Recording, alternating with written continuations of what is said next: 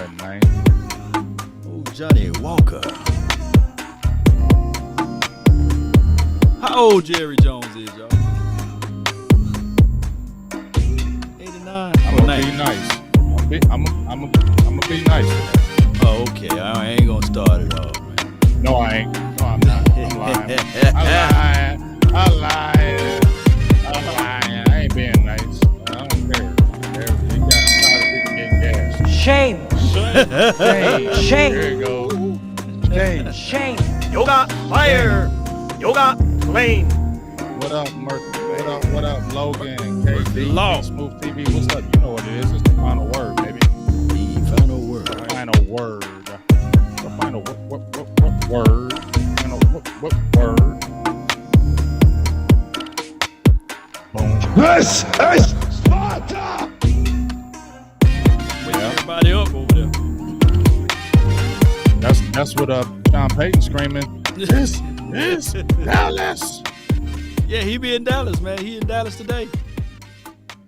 Yeah, man. You already know what it is, dog. Uh-oh. Here it comes. Here is that him coming in and out like normal? The echo effect. That boy got the echo going. I got a bunch of them today, ball. Big game James. All right. Man. Dang.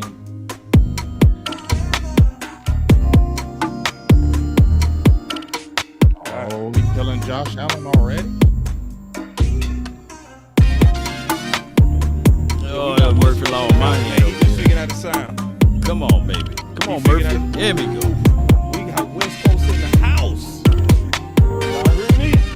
Y'all hear me? Give me about 10 seconds. T minus 10 seconds. Come on, computer. Wake up. What's wrong with my computer? Wake up. Get up. It's the Get off on season. up. What up, Juwan James? What's up, baby? The third cousin twice removed.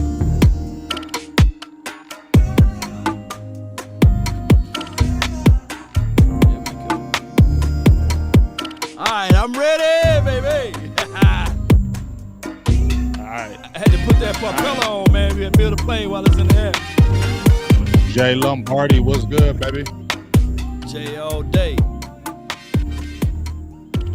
Y'all give us a couple more seconds, man. Man, I like low key. I like that DA and then final word. I kind of like that.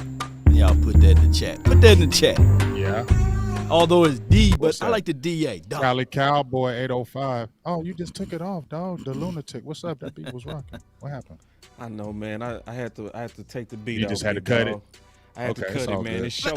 Let me so- hear it one more time. Ooh, You got to cut hooray. it. Cut it. Let me That see. beat, All that right, beat so go the hard OC though. video looking fantastic. Is it looking fantastic? Man. Oh, yeah, there you go. Foo. Hey, Spiffy. and we got the West Coast in the building. He in the back he figuring finally out in the the building? sound. As soon as I okay, get his I'm about to sound going, ooh, we got the big dog in the house. You know what I'm What's saying? up, We got man? the Appreciate you, man. the big You know it. chilling with Don't the got West. fire. Yo, Flame. West Side in the house, man. So yeah. But real quick, man. Big, we always kick it off with you, big dog. I appreciate that, But too. then You after make me that, feel I got so something on special my when you do mind, that. bro. Okay, I won't go long. I want to hear right. your mind. All right. So we'll start. All right. So I'm just going to start first. I haven't decided if I'm going to be nice to Jerry Jones today or I'm going to be mean to Jerry Jones today. I'm going to be nice because I don't hate Jerry Jones. Let everybody know that I don't hate him. But all I'm going to say is this. Everybody talking all this Sean Payton stuff. This is the only thing I'm going to say about it. I'm going to give it right to you, boss. No, take your time. If dog. Sean Payton were to come over here, Mm-hmm. okay, with all this stuff, and he don't do it, you run it. No more excuses. This your last excuse, in my opinion, Jerry Jones. This your last excuse. You can't run no more. Your fans, whatever, y'all can't run no more. and say, "Oh, well, let's go. If we just get this coach." Now, boss, let me give me one more minute on this, because remember when we had Dave Campo? If we just had a tough, hard coach, if we just had a tough, hard no coach, we ain't gonna win with nobody. We need a strong coach. Just after Jimmy Johnson gone, we need a strong head coach. We need that tough guy. When I got Bill Parcells. Oh man, Bill Parcells, he too hard, he too rough, he too tough. We need somebody we can have fun with. We gotta have fun with Bill. Let me go ahead and get Wade Phillips. He's fun. No, we don't need no Wade Phillips. He too easy. It's powder puff over there. He said, are you getting what I'm saying? Are you getting what I'm saying? See, everybody want to keep crying about, oh, let's get this coach. It'll make the difference. Well, let's get this coach, and let's get that coach, and let's get this coach. But it's been 26 years of all these different coaches, and we just said, if we just get rid of Garrett, we'll be okay. If we just get rid of Garrett, we'll be okay. Well, Garrett's gone, and it's still the exact same thing. So if Sean Payton were to come over here and it happens again, I don't want to hear nobody else telling me, oh, well, let's go get it. It's just that. No, you know what it is. I'm done.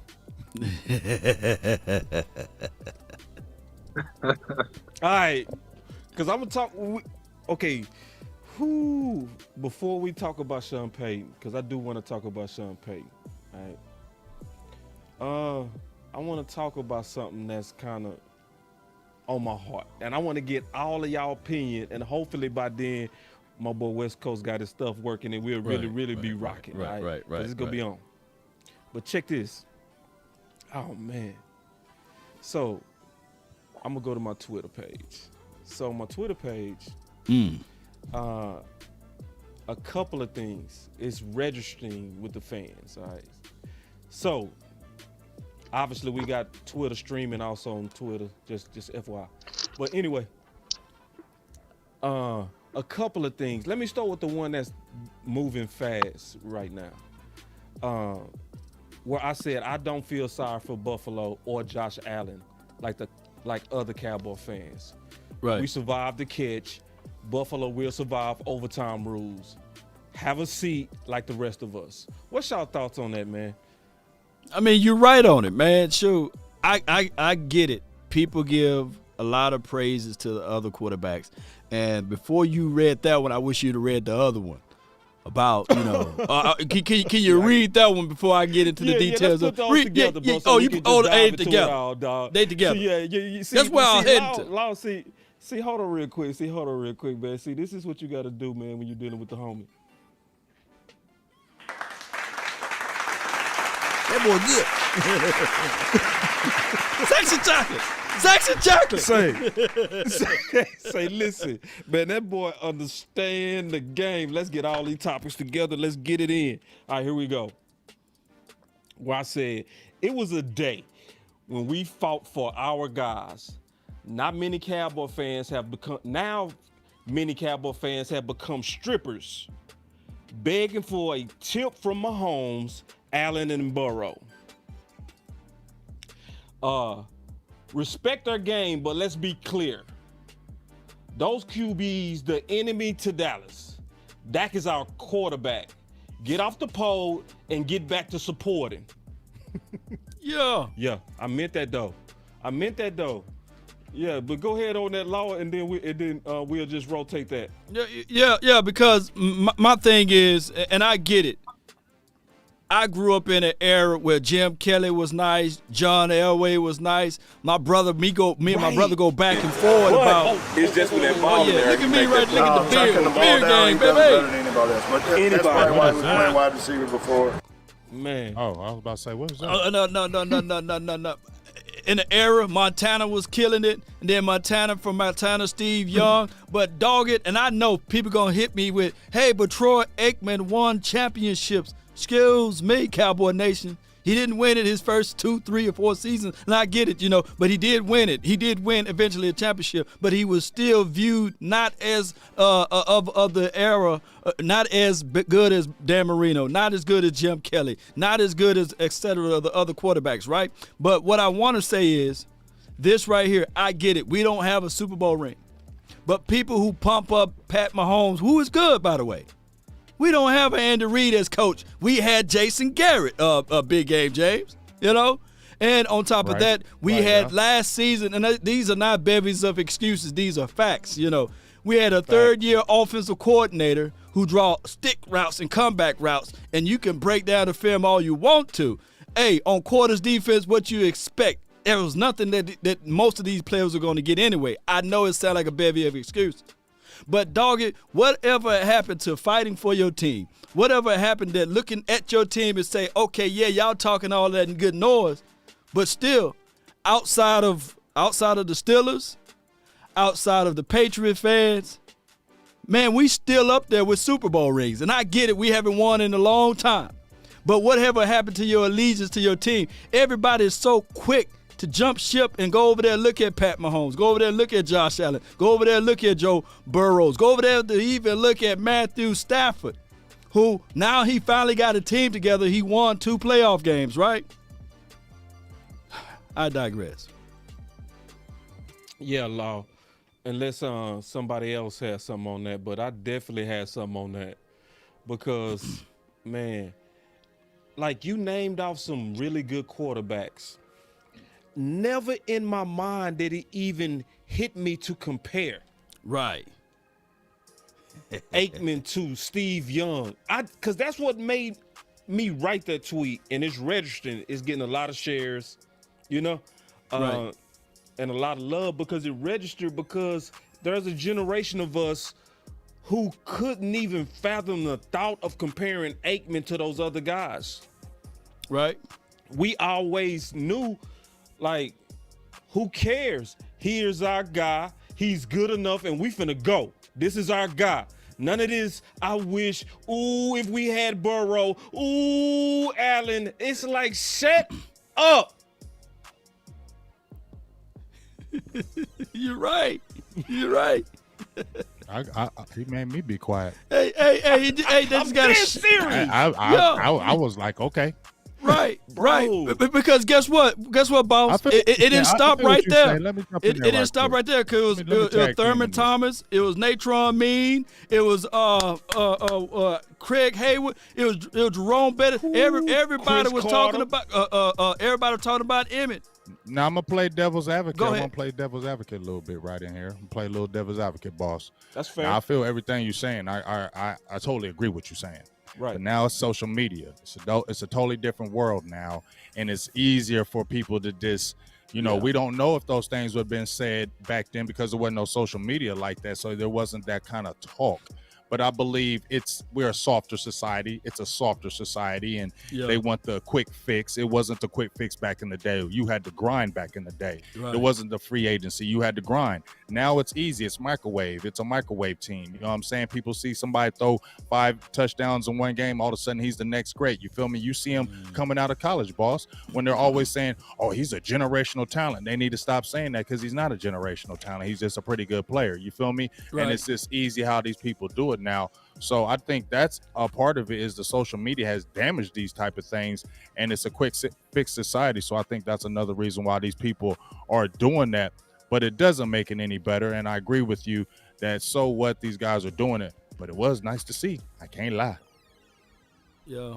Yeah.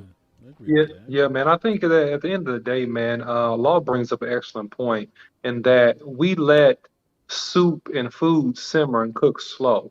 We held on to the philosophy that one day our team would arrive, one day our team would be in the Super Bowl, one day our team would be successful. This is a microwave society, and everybody want it, and they want it right now.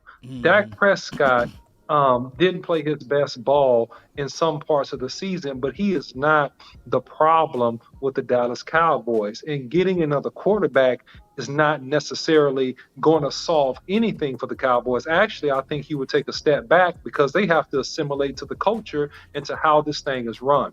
Now, Sean Payton is a fantastic coach. I think that he's a couple levels up from Mike McCarthy because of his ability to create plays and schemes. I think it's a little bit better than Mike McCarthy. I think that his energy, his emotional leadership is really, really important, and that overall this team this year failed because they didn't have emotional leadership. They didn't have go-to guys or a guy to kick everybody in their butt and let them know, hey, it's time to go, it's time to play football, and it's time to win. So at the end of the day, you can hire Bill Belichick, but will you empower the people that you hire to do the job that you hired them to do? That's the question for the Cowboys. It doesn't matter who's in the building. Will we empower them to do the job and give them enough room to succeed or fail you put in those positions? There it is. That's why I like you, OC. You be talking that stuff that I be talking right there, because it just be a bunch of excuses. Like I said, this is what I'm saying. It's flowing off of what I'm saying with the Sean Payton thing. Everybody not everybody. Now everybody want to jump up and do cartwheels about Sean Payton because of how this is forming. Now all of a sudden story come out that they had a deal 2 years ago. Like, oh, you just gonna take off a year? Like, it's all set up for this guy to be a lame duck coach and Mike McCarthy, because you got to get to a championship. And even if you get to a champ, like, you really have to get to a Super Bowl, or you a lame duck status with that guy sitting over there right there. So my thing is like this: just like you cut off Mike McCarthy when he first came over, are you gonna, if Sean Payton were to come over here, just like OC said, would you take that little step back? Would you move out the way and say, dog, just run this and make this work? Would you really do that? Or would you still be on here saying these interviews talking about how mad you are about everything, but everything's still the same? I don't want to hear that. So if you take that step back and really let your coach and really do in those front office, like Will McClay, really just let them cook, let your coach cook. If he wants to say, no, this guy is benched and nobody else is saying nothing about it, that's what you need to do, Jerry. That's what you need to let your coach do, because still those big decisions are coming from the top. I think what it is you too old to come down on that field, because if you were still young, you still come down on that field. I really believe you would still come on that field if you was young enough to come down there. You're just too old now, and that's why you ain't coming down there. But your butt will still be down there because you're still making those decisions for players on the field. So if Sean Payton were to come over here, and my last comment, just bounce off the OC once again, if Sean Payton were to come over here, you need to let him say, no, he's not playing. No, he's not doing this. No, he's not doing that. And you don't say nothing. That's when the Dallas Cowboys will finally move forward and being what the Dallas Cowboys are known to be. But until you got that little toe up in there and always making those decisions and don't empower your coaches like you're supposed to, it's going to be a straight circle, and you're going to continue to fool us Dallas Cowboys. Now, you ain't fooling me, but you're going to fool the Dallas Cowboys people out there, and you're going to get their money. You're going to get all that, because I keep on hearing you saying at the end, I wouldn't love nothing but being part of this. Isn't this a great thing? No, it ain't great right now, dog. You saying it's not great right now. It's 26 years of futility. And we are frustrated, and I don't want to hear that noise about it's a great thing right now. No, it's not great. It's 26 years. You got the Detroit Lions, the Washington football team. You got the Bengals who just went there after 33 years. It's not a great thing right now, dog, and you need to step back and see that. 79-year-old GM, step back a little bit, bruh, and watch this team really cook. That's the real truth. Hey, wait. Hey, I love being a Cowboy. Big game change. Game changer. Let's have some fun. Let's have a good time, man. Let's kick it. Man, this dude is upset. Dog, I'm tired of it, man. Come on, man. I'm tired of this sugarcoating it. And every time I look on Twitter, I'm just saying how I feel. Every time I watch on Twitter, oh, here's this new coach, or oh, let's do this, or let's do this, Mike. Let's tweak this and let's tweak that. Tweak what? Every time you keep saying, I just said get rid of Jason Garrett. Get rid of Jason Garrett. If you get rid of Garrett, we'll be right back where we're at. No, we're not. We're right back in the same place that we were. Failure. We're falling short once again with a different coach who we said, get Mike McCarthy, because he coached Aaron Rodgers. He got the same record as Sean Payton. And I said that. You remember that article I said, boss? You remember that article I wrote? That video I did, and then they wrote the article, what's the difference between Sean Payton and there ain't none. There might be a little bit of difference. Yeah, he got better offensive schemes, but look at their records. They the same. So if you come over here, dog, dog, if you come over here and it don't work, man, what you Cowboys fans gonna say then? I ain't trying to make me against y'all. But what y'all gonna say? I'm tired of hearing them excuses from this stuff, man. We keep on wondering why Dallas keep going in circles. I'm tired of seeing these teams who get a quarterback in 1 or 2 years, and then they right back in the thick of things. And meanwhile, Dallas still struggling and going in the same circle, and we gonna keep on saying the same thing over and over and keep on trying to fake ourselves out. Y'all can fake yourselves out. I'm not faking myself out, all right? Keep going, baby. Hashtag straight business. Wait, hold on. Business. Game James. Straight business. Wait. That's I wasn't straight ready for business. this one today. Hey, man, the OC, he said straight business. The OC. There's no emotions, no friends, no loyalty. Straight business. Straight business. Put hashtag straight business in the chat. Ooh, I like that. Yeah, man, straight business. Man, that boy, Big Game James, man, that was everything. That was straight business. That was the game changer. That was, man, laying down the law. That was all of it, big dog. All of it, man. Hey, real quick, I did want to say something and get y'all thoughts on this. West Coast still trying to get in. He working on this sound. But check this, man. And that's what my thumbnail was about. He said Peyton News puts fire under Mike McCarthy. That's a simple thing, and I like it. I want to get y'all thoughts on that because that's what my thumbnail, that's why I said Sean Payton available, and that's why I said Competition Tuesday. It's a positive in this because, like, look what competition did to Anthony Brown, right? When we got Boss Man. What did competition do to the safety room? What did competition do to Tank when he saw Micah Parsons? You know what I mean? Will he keep DiNucci, knowing that DiNucci. a real coach? You know what I mean? You know, it's some.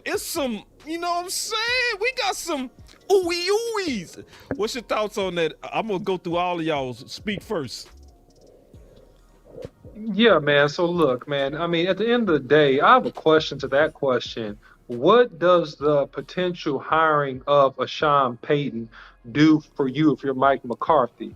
And I don't think it does a whole lot. You got a 5-year, $25 million contract. If they fire you, they got to pay you. Dallas got to pay some compensation to New Orleans to acquire Sean Payton if they want to hire him now, right?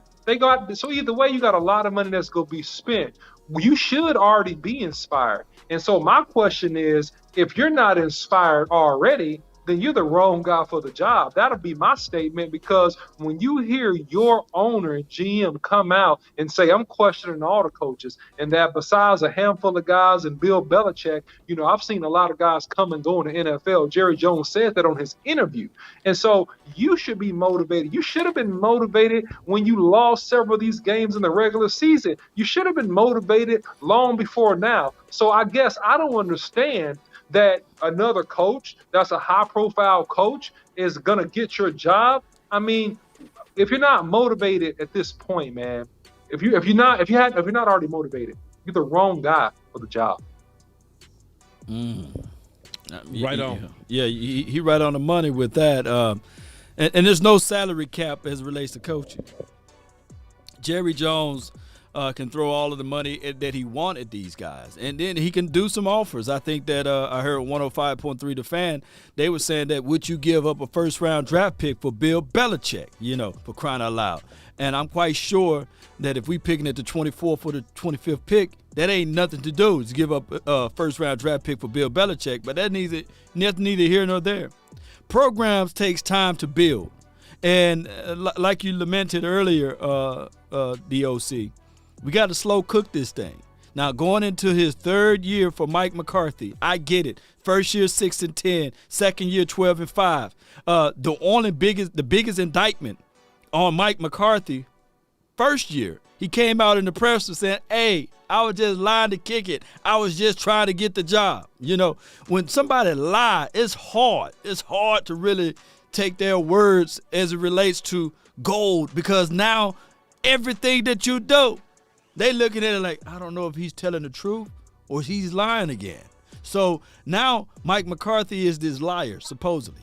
Now the 2021 season, this past season, 12-5. He came out on his ending presser saying that, yeah, I look at the game plan, I see what's going on, but I don't want to intervene. That's Kellen Moore and his strip. But I'm looking at it like this. Dog, if you seeing Kellen Moore, the young offensive coordinator, this is what makes me mad.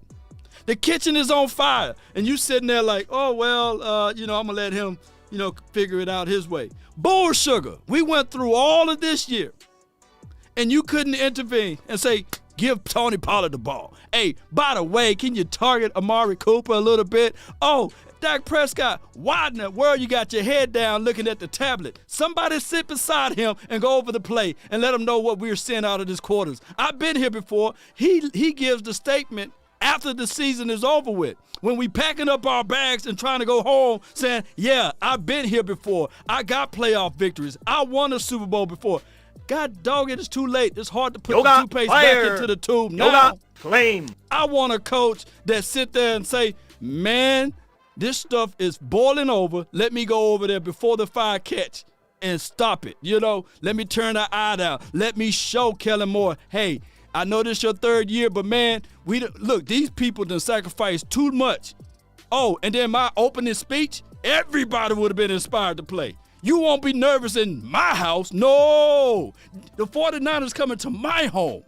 It's time for me to move some stuff out the way and let everybody not look him in the eyes and say, hey, think about training camp.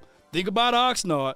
Think about everything that we done put out and sacrificed for this year. Think about playing for Michael Gallup, who left his play out there on the field. Think about everything. Think about the fans. Think about the people that traveled. Let's go win this game for them.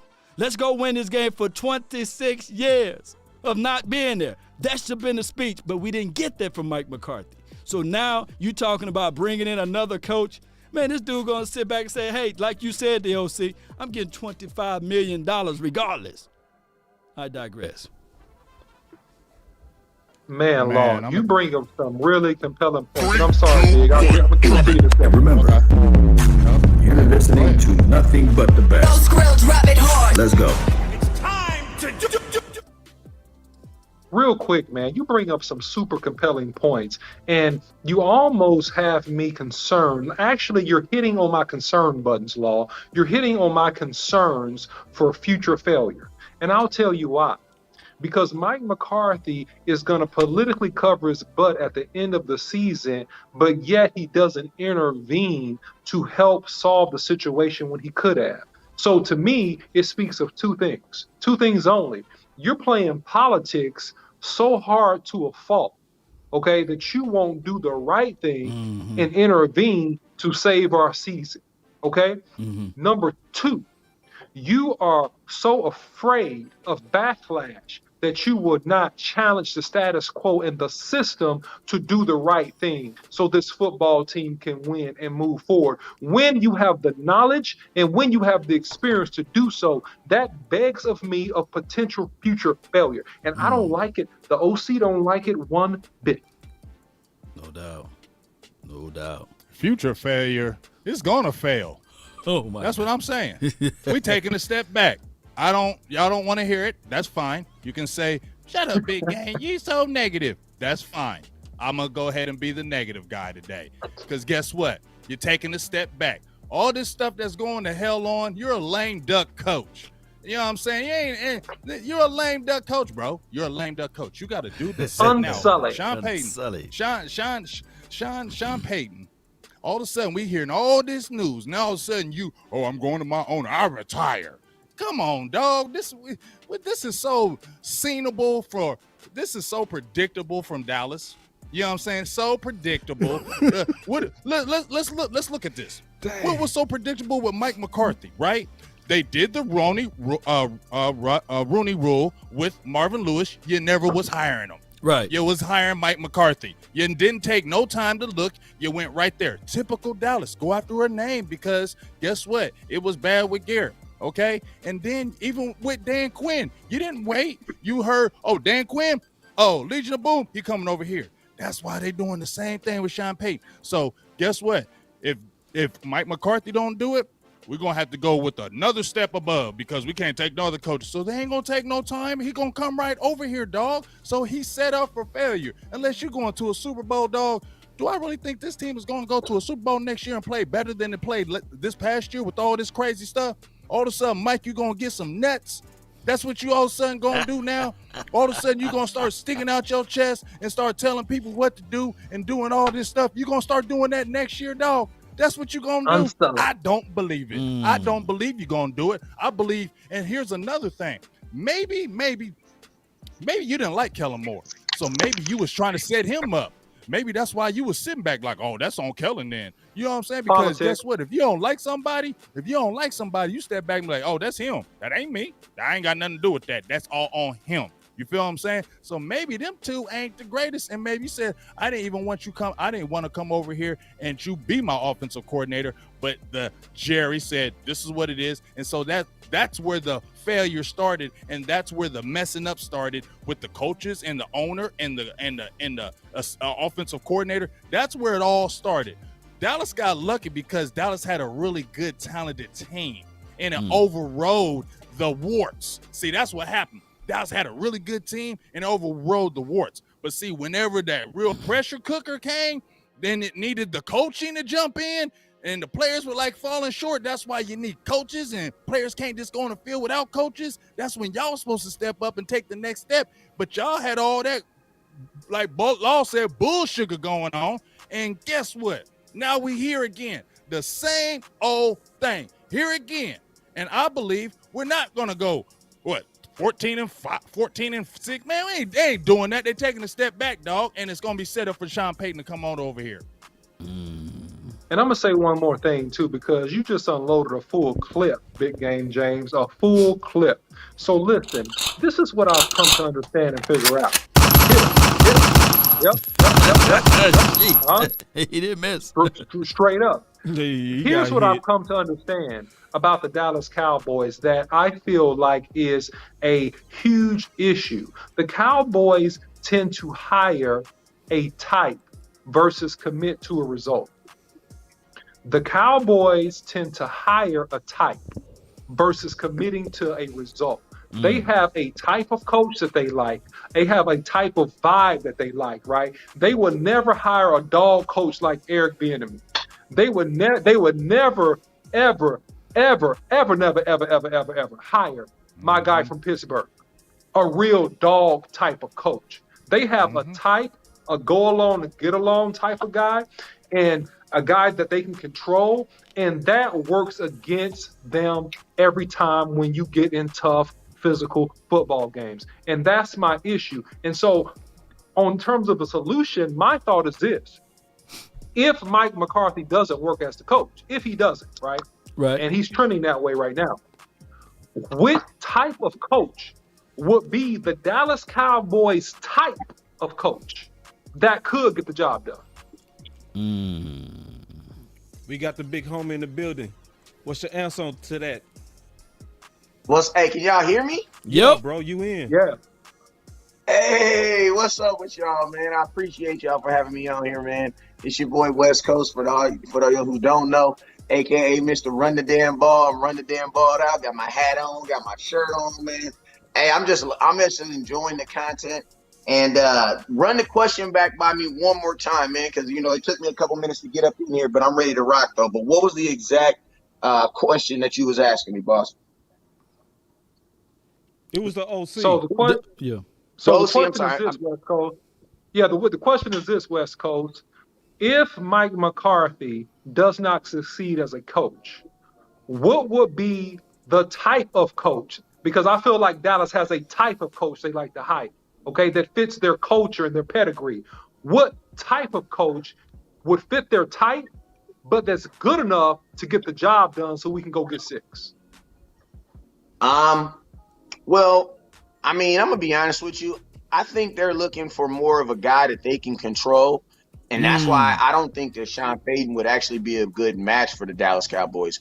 Maybe Sean Payton 15 years ago, but Sean Payton, who made it very clear that he had the best female owner in football, and then proceeded to give her cookies on his way out the door as she was trying to give him a hug, just really let me know how much control Sean Payton really had in New Orleans. And I'm going to tell you this. When you make a move like that, that's a move that allows you to open the door if you ever want to come back. You know what I'm saying? Like, that's how you leave with elegance and grace. So if Sean Payton ever wants to come back in the next 3 years, because remember, he is under contract for the next 3 years, that door is definitely open. Now, the Dallas Cowboys, I look at Mike McCarthy, and I know why everybody likes Sean Payton, because Sean Payton is everything that Mike McCarthy is not, right?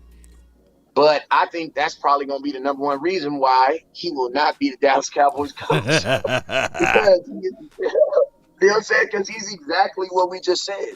You know, he's the furthest thing away from Mike McCarthy. And, you know, the Dallas Cowboys, you know, I always say there's two types of owners. There's the type of owner that just kind of comes to the games and hands out checks, and then, you know, hands out checks at the end of the year, and they let the guys do their job. You know what I'm saying?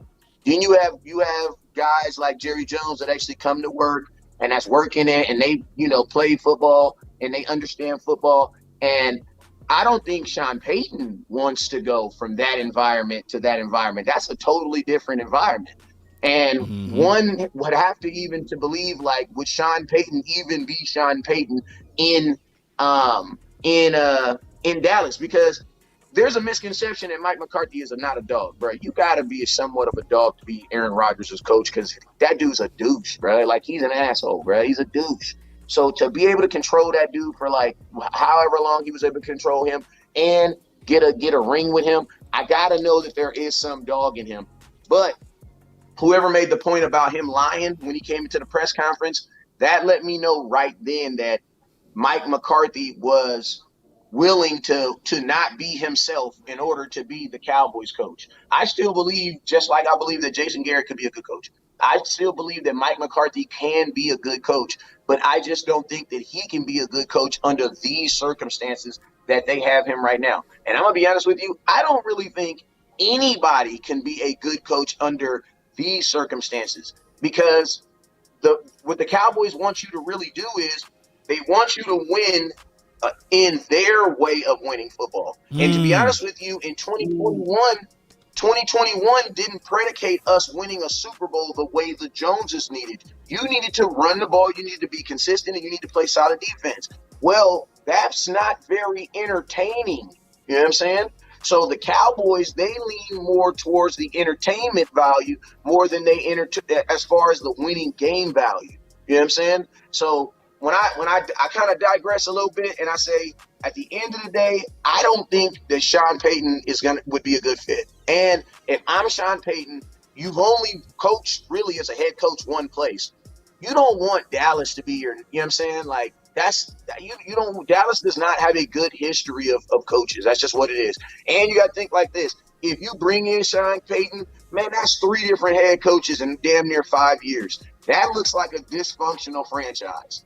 Like, we can say Sean Payton, we can say whatever we want so. But when you're looking at it as an organization to change their head coach that many times, that is disorganization. That's dysfusion. And you got to put that back on the ownership. So to be honest with you, I believe that if you got Bill Belichick in here, Bill Belichick, if he wanted to be in the good graces, because at the end of the day, Bill Belichick's check at the very top is still going to say Dallas Cowboys. Right. That check is still getting written by Jerry. If he wants to continue to get that check, you're going to do what Jerry requires you to do. Well, let me intervene. Let me intervene for a quick second, West Coast. Now, I believe I talked to you before, and you said that you was a manager over a retail store. Is that correct? Oh, shoot, man. That was back in 2017. I've been fully monetized. Right. So I've been fully monetized for the last 5 years. So, right. But go ahead. So I'm just using this as an analogy. And you as a manager and the people that you worked over, sometimes it's hard to tell the supervisors what to do because they get their check. It's hard to tell somebody that makes $40,000 to $50,000 what to do, right? Follow me when I say this. I'm gonna be honest with you. It's hard to tell these people what to do. Hey, hold on, West Coast. Hold on. Hold on to finish. No, hold on. It's hard to tell people what to do. sometimes their egos get in the way.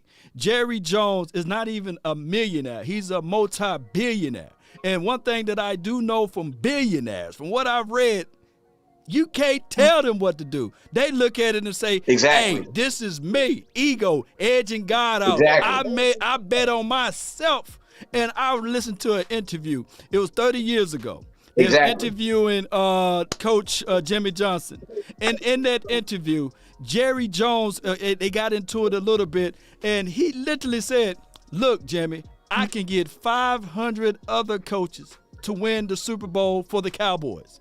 Literally, he said it out of his mouth. You know what I'm saying? Hey, and then when you really contextualize everything, by his success of Barry Switzer winning the Super Bowl, it solidified what he thought. But people had to tell him, nah, dog, that wasn't you.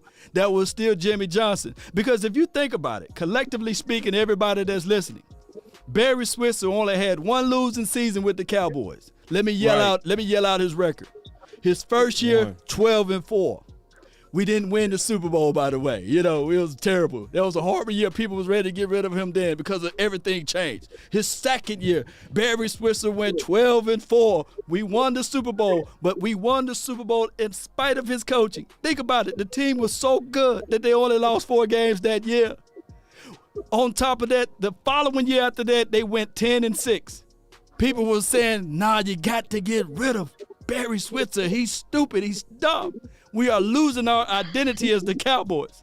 And then his last and final year in 1997, he went 6-10. He only had one losing season. Yeah. But I come here to tell you the influence of Jimmy still was in that locker room, but it was fading away. Nobody can tell Jerry Jones what to do. This is what I say, boss. Wes, hold on real quick. 3, 2, 1, drop it. And remember, you're listening to nothing but the best. Go Skrill, drop it hard. Let's go. It's time to do. Real quick, because I did want to throw something back at everybody. Real quick, I want to throw something, and then I want to hear what you was going to say, Wes. I want to throw something at everybody because I see a potential of at least Jerry trying now, because we did lack the emotional. That's the only thing we really lacked was, in my opinion, was obviously Kellen Moore, but then a coach that can have you play hard. We do know this about the Saints. They do play inspired football. And with Jerry losing the way that we lost, I can see him, even from a marketing standpoint, wanting to do a deal like this to install hope. And I'm gonna turn it back over to everybody. I'm gonna stop talking. And because if you lose Quinn, you not only gonna lose him, you gonna lose him and all those good defenses. And then you gonna be kind of left with a guy do you even really trust as a play caller in Kellen Moore? So if you do bring in Sean Payton, I'm not even know if it's possible or not contractually, we just hypothetically speaking. But to bring him in even next year, that still signals, it says that it's a reason to believe, even though he likely wouldn't fit in terms of his moxie attitude, but he also might also have a relationship with Jerry and know how to work him. So I just want to throw that out to everybody and go around a circle with that. Can I say something real quick? Let me go with Big. Go Then ahead. we got you. I mean, you know Jerry's gonna do that, dog. I mean, like I said, man, the dude is sitting out for a year. He just retired. He just said, I'm retiring. You know, everybody's talking about, oh, well, Sean Payton coming. Now all of a sudden, you just happen to retire. I'm going to sit out for a whole year. I'm just going to evaluate. Oh, what you going to evaluate, Sean? You're going to evaluate to see if Mike McCarthy chokes so you can go on over there to Jimmy. Yeah. That's what it is. That's the only other guy that's going to come here. There's nobody else that Jerry's going to take because he needs a bigger name than Mike McCarthy. That's why he took Mike McCarthy, because he was a name. That's why he took him. Did you listen to Jerry in his interview? He said, I want somebody who in the foxhole. I want somebody who has skins on the wall, meaning a big name. So who do you think Jerry's going to take if he ain't here no more? He ain't going to take no name dude, and he's Think he gonna take a college coach or somebody that he 80? No, he ain't. He ain't gonna take no time. He getting Sean Payton. Sean Payton coming here. It ain't gonna be nobody else. Hey. That's crazy. Go ahead, Wes. No, you go OC because Did is gonna go to West. We gonna go in the full circle. That's cool, man. I mean, look, man, here's the deal, man. It doesn't matter. And I'm going to repeat. If I said it once, I'll say it a million times. It doesn't matter what coach you bring in here. I mean, if you pay him off for his manhood, then you're not going to win. Okay? If you pay him off for his manhood, you ain't going to win. So if you allow him to come in and do what he can do as a coach and to have the constructive nature of what he needs to do in terms of decision making, it will optimize, right, what you can do as an organization in terms of winning. But hiring Sean Payton, because I think that the Cowboys are all about money. Let me give you guys some inside scoop, all right? Y'all want this? I'm going to give you some inside scoop. I was talking, let me be real careful I say this, to someone who does business with the Jones family in one of their organizations. All right. This was 3 days ago. All right. And this is what they told me. They said, hey, listen, between me and you, Jerry don't care about winning Super Bowls anymore. Jerry cares about the marketing and the reputation of the Dallas Cowboys. Don't say that. He counts his. Listen, I'm telling you what was told me in a private conversation, not disclosing anybody, all right? Please don't. And offline, I'll tell you exactly, but I can't do that publicly. So here's the deal. I want to market and keep. I want to keep the Dallas Cowboys in the center of everyone's mind, whether it's good or bad press, and that he counts success by the money that he actually has acquired. So I think that Sean Payton would just resign to be a token because he outpaid him and he gave him, not 25 million. Oh no, he's going to give him 40 or 50 million. But then I'm going to have my hand up your back and I'm going to make sure when I tell you to step left, you step left. When I say step right, you step right, and you do whatever I want you to do. And that's not going to be the winning formula. That's what I think. Hey, Tyson, before you say anything, before you come up after this, pause. No emotions, no friends, no loyalty. Yeah, my bad, bro. I had to hit that button, bro. That was straight business. Put hashtag straight business in the chat. Man. Ooh, Thank you so much for that. Thank you so much. It didn't hurt me. It didn't hurt me. Thank you so much for that, OC. I appreciate you. But you ain't saying, you just confirming what me and Boss was talking about. Remember when we had that show with BJ Nix on here? Do you remember that show, Boss? What were we talking about? Me and you both said is winning number one in Dallas. We said it's money is number one in Dallas. Right. Yeah. We said money was number one in Dallas and the relevancy of ego and the relevancy of the Cowboys, but we both said winning was not number one. Nope. We got fought on third. We got, remember, Boss? Remember, Boss, we got fought on when we kept on saying winning ain't number one here. It's money here. And now I hear OC say that. It just confirming what I already felt. See, y'all be falling for that. Oh, I ain't never seen Jerry so mad in no interview like that. I ain't never seen him that mad in no 15 years. Boy, that man was telling, man, what? Y'all fell for that? Oh. He's a Libra. Let me say one last thing. He's a Libra. I'm a Libra. I know that mouth game is real good. He know how to bring y'all in. And that's why he's so good. He know how to bring y'all in. He watched that damage control. He seen it was everybody was going off and going bad. So what's Jerry supposed to do? What does Jerry do? Come on here. This is the maddest I've ever been. I'm so disappointed. Let me tell you about Ben Franklin. Let me tell you about this. Let me tell you about man, dude, be quiet. Just be quiet. You want to tell all these stories and throw us off. See, you tell these long stories to try to throw us off, but I'm all on you, I'm all on you, dog. And I appreciate OC saying all that and telling the truth because you ain't fooling nobody. You just want that money, and as long as the Cowboys is relevant, that's all that what matters. Winning ain't number one in Dallas, and it goes to show. Thank you for saying that, because it's the truth. Hey, I love being a Cowboy. Big game, James. Game changer. Let's have a good time, man. Let's kick it. Hey, that Ben Franklin conversation got me because this is what really hit me. on the late night hype, we had Lucky Whitehead on the show, right? And he was saying that they were practicing you know what all. And all of a sudden they heard a big old noise. It's like a hurricane coming. And it was Jerry Jones coming down on his helipad. And everybody had to literally stop practice. And he said that they was installing a certain play. And they had to stop practice for at least 25 minutes or so that they can stop the propellers and everything. And Jerry Jones and his son, John Stephen Jones, get out of the helicopter. And they went back to that moment.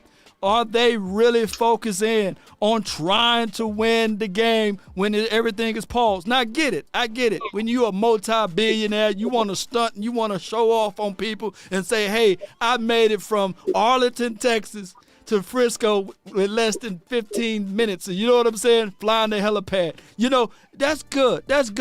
But it should be about winning the game. It should be like, hey, my players are practicing right now. Whatever I'm coming from, I'm just going to sit back and wait and let practice go through, because that practice, you can win more games at practice than you do actually on the field, believe it or not. But Jerry Wayne Jones and things don't look at it that way. And I'm glad you mentioned that, the OC, and I'm glad you mentioned that, Boss Cowboy, and I'm glad you mentioned that, West Coast, and as well, Big Game James. Because now we see the picture. But, man, I'm going to still root for this team because I was a fan of this team before Jerry Jones bought the team.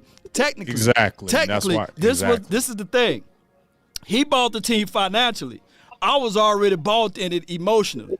I can't get it financially, but he bought it. Think about this. This wasn't the only team that he wanted to purchase. He wanted to purchase the San Diego Chargers at the time. You know, so granted, shout out to Jerry Jones for what all he did for the organization. Like my brother said, we do got 3 rings out of Jerry Jones, but it could have been more. It could have been more if he sat back and just didn't muddy the waters and let Jimmy Johnson do his thing.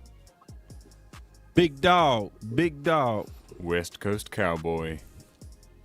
Never What's look up, down man? because the stones are up. Yeah, man, get in, dog. Who said that? Over here, man. Yeah, man. Never I look ain't down know. I because don't the know. stones are up. Yeah, man. I got you, man. I got never look down. Oh, Never I look thought somebody down else. because the I'm stones ventriloquist are up. right now. Hey, no, that was me, bro. That I told you I've been taking voice lessons. All right. Nah, What's your thing? my Yeah, go ahead. huh? Go ahead, Wes. My first question is, no matter who the coach is, who's calling plays.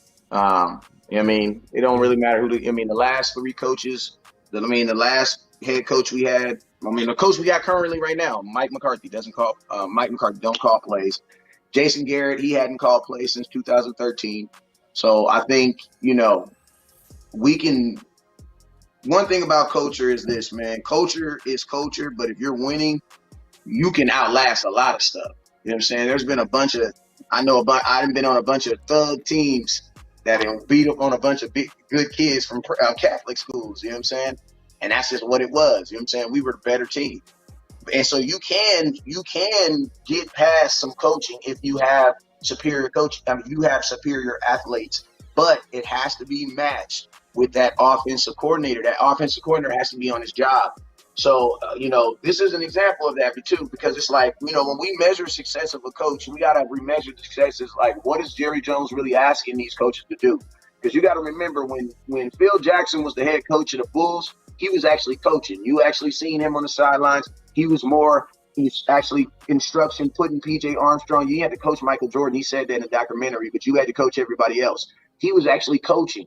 But then he also said that when he went to Los Angeles, his coaching was different. It wasn't really about coaching plays in LA. It was more about coaching personalities. And actually, because remember, Kobe and Shaq, they was already beefing and having issues. You know what I'm saying? So he said he wasn't really a facilitator of plays when he was in LA, because that's not what they were asking of him. I think when it comes down to these coaches, whoever's going to be the coach, the head coach of the Cowboys, it really comes down to ask, what are you going to be asking these guys to be doing? Are you going to be – I don't think they really asked Mike McCarthy to have – I don't think we can really blame any of the offense or the defense success or failure on Mike McCarthy, because I know for a fact he didn't have no choice in it, because you got to think, we fired 16 coaches on the offense. We had 16 coaches that were on staff on offense. We fired 15 of them. The only one that made it was Kellen Moore. Mike McCarthy didn't have no choice of Kellen Moore. Right. So it's like, if you bring in whatever head coach you bring in here, if he's not calling plays, it's going to be hard for me to really hold him responsible for what's going on in the offense. You know what I'm saying? Because culture and all that other stuff, everybody is assumed to have good culture if they winning. That's just what it is. But who's to say that they're not slapping each other out and knocking each other out in the locker room? You know what I'm saying? But that's where it is. So those are my biggest questions. When it comes to the coach, is this coach gonna be someone that is going to come in here, and are they gonna be able to be themselves? If they're not gonna be able to be themselves, then man, just keep what you got and keep the devil you got. You feel me? I'm gonna keep it real with you. Like, I would rather just keep the devil I have than to learn a whole nother devil. You know what I'm saying? Man, that's real. So Yeah. West Coast, let me pick it back off of this, what you said, man. You said he fired 15 coaches and only kept one on the offensive side, right? And that was Kellen Moore. He fired two on the offensive side, too many. He should have kept Colombo and John Kitna. He should have kept those two. And if he had all those three, it would have been a different situation. Yeah. And he should have kept the running back coach. I think the running back coach got cancer, something like that. Yeah, he got cancer. He got cancer, But he still should have kept him. Like, we wouldn't have known. Yeah, because he went and coached another year after that. He did. 2020. Yeah. Okay. But he got cancer. Man, that's crazy. I didn't know that, man. That's crazy. I want to flip something on y'all. I'm gonna flip the whole topic because I know West Coast, he got a different answer. I'm gonna start with you, Wes, because we talked about this on the phone. Everybody go think different on this, but I want to go around the circle with everybody. What's your top free agents that you must have in order? Your top three. Start with you, Wes. Dalton Schultz, J-Ron Curse, Randy Gregory.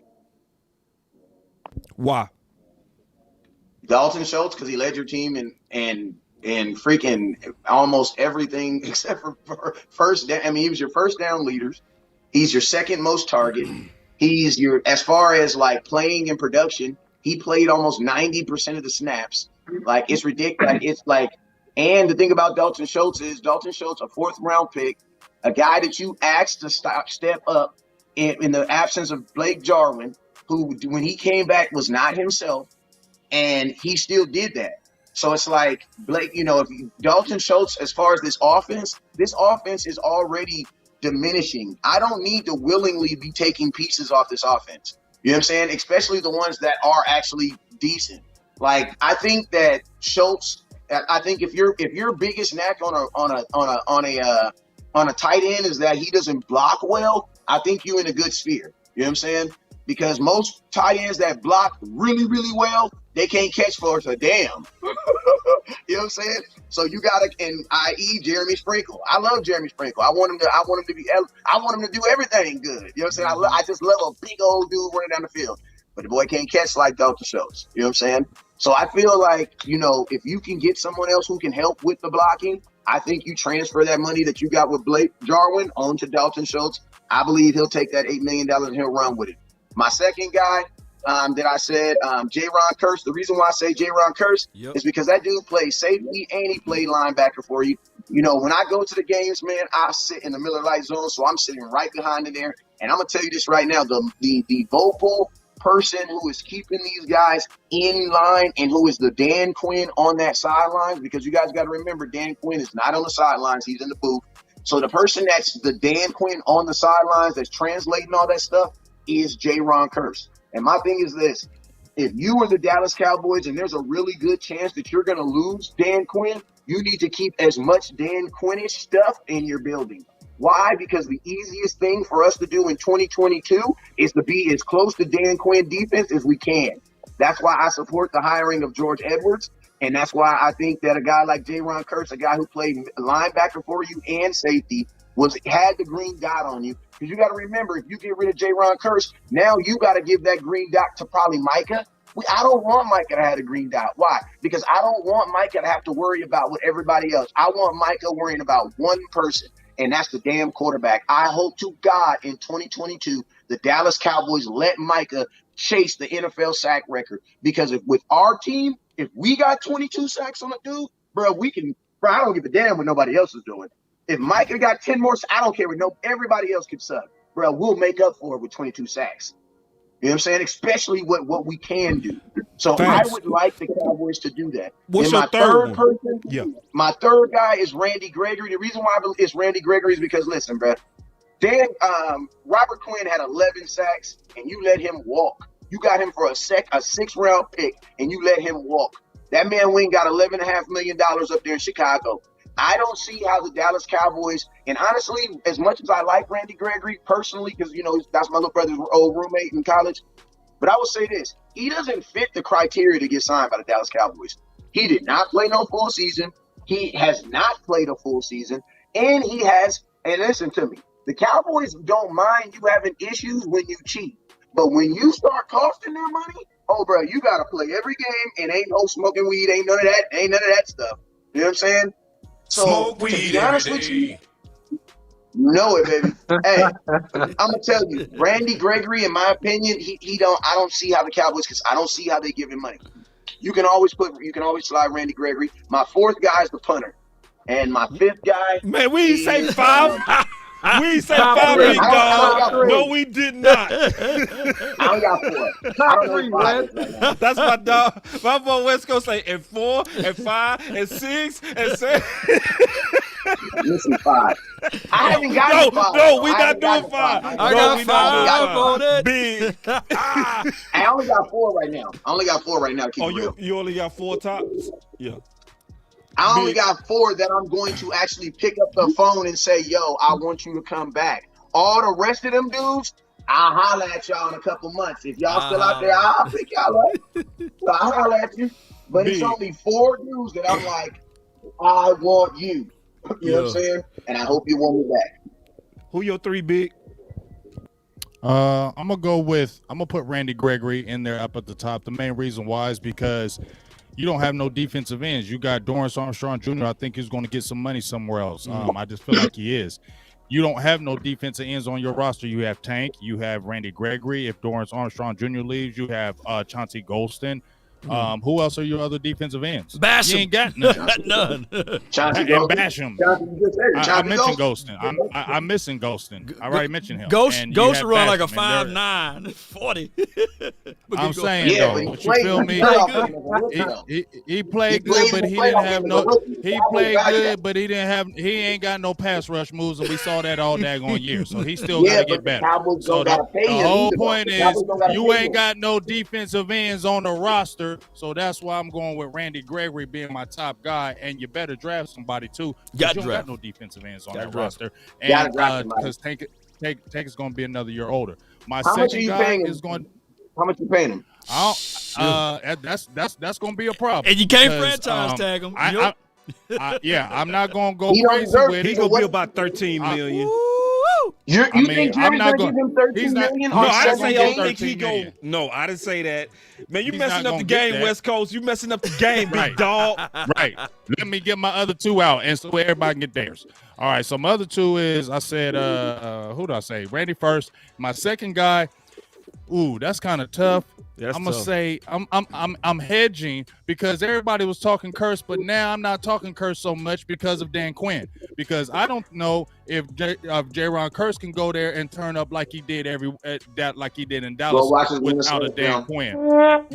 I seen his Minnesota film, and he was a backup. He had better film with Detroit than Minnesota. Nope, I already seen it. You don't got to tell me. But anyway, what I'm saying is Curse. I'm kind of hedging with him because I hope he don't try to outprice himself because Steven ain't gonna pay you, bro. Steven is not gonna pay you that money. So I'm gonna put him at second because he's an emotional leader. He does have the skills. He can play multiple positions, and that's why I would go with Curse. My third guy would be I like Malik Hooker. I want to get Malik Hooker back in the building. Man, still in my content. This big is game. different, You bro. got my like word. This. I like this. See, everybody thinking different. I like it though. Yeah, big game. You're right. I like it.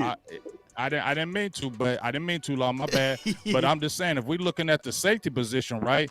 They've been clamoring for somebody like a Malik Hooker. He has the size, he has the speed, he has everything that you really want. And the main thing that everybody wants to see is, can he stay healthy? He stayed healthy the whole year. You started seeing him coming on at the end of the year. He's still young. He's not old. I would definitely offer him a deal and bring him back in the fold because I definitely feel like he'll help the safeties. And you can still draft one, but I would feel comfortable with him being in the fold. So I definitely would bring back Malik Hooker as well.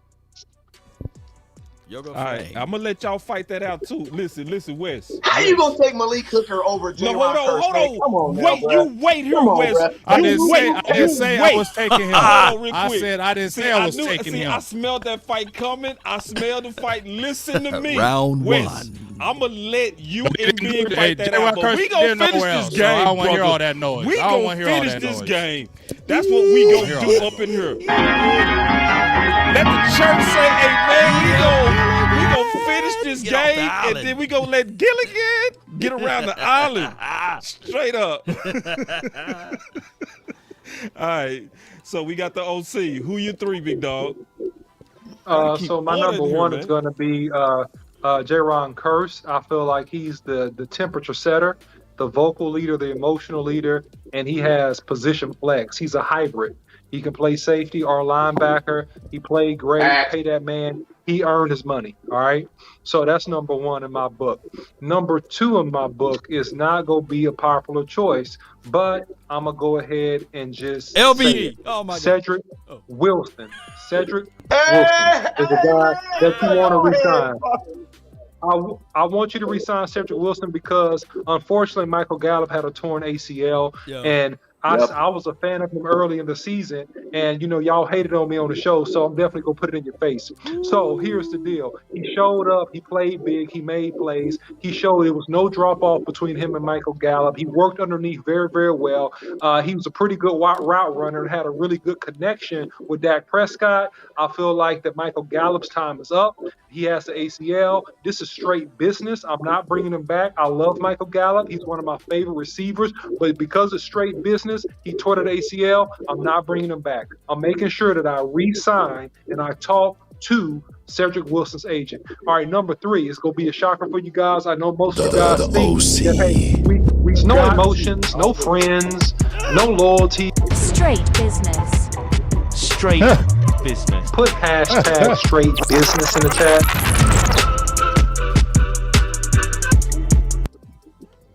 All right, and so my last one, guys, is not going to be Randy Gregory, okay? I feel like he's too expensive. I feel like that he's not going to settle for making less than $14 to $15 million a year, and I feel like that his margin is high, and you're not going to franchise tag him because that's dumb, because you'd have to pay him almost $20 million, so that's dumb. You're not going to franchise tag him, so I feel like that he's an underperforming guy. He has great upside, and he's still that guy that has great upside, and his upside has never materialized in terms of the season. So I want you to keep Brian Anger. I want you to keep the punter because this is a field position game. I want you to re-sign the punter. And I feel like in the draft, because you picked 24, there'll be a couple great guys available. And I'm going to get a little bit into my draft content and I'm going to shut up. You got Jermaine Johnson out of FSU. All right.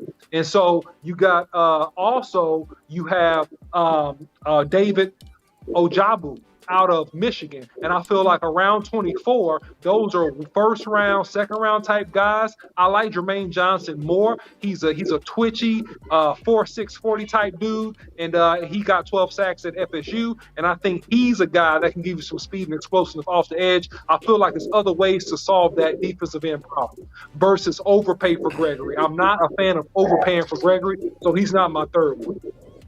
So you drafting a defensive end, your first round pick then? With the 20. Or offensive tackle. I'm going offensive tackle. I'm going O-line for your mom.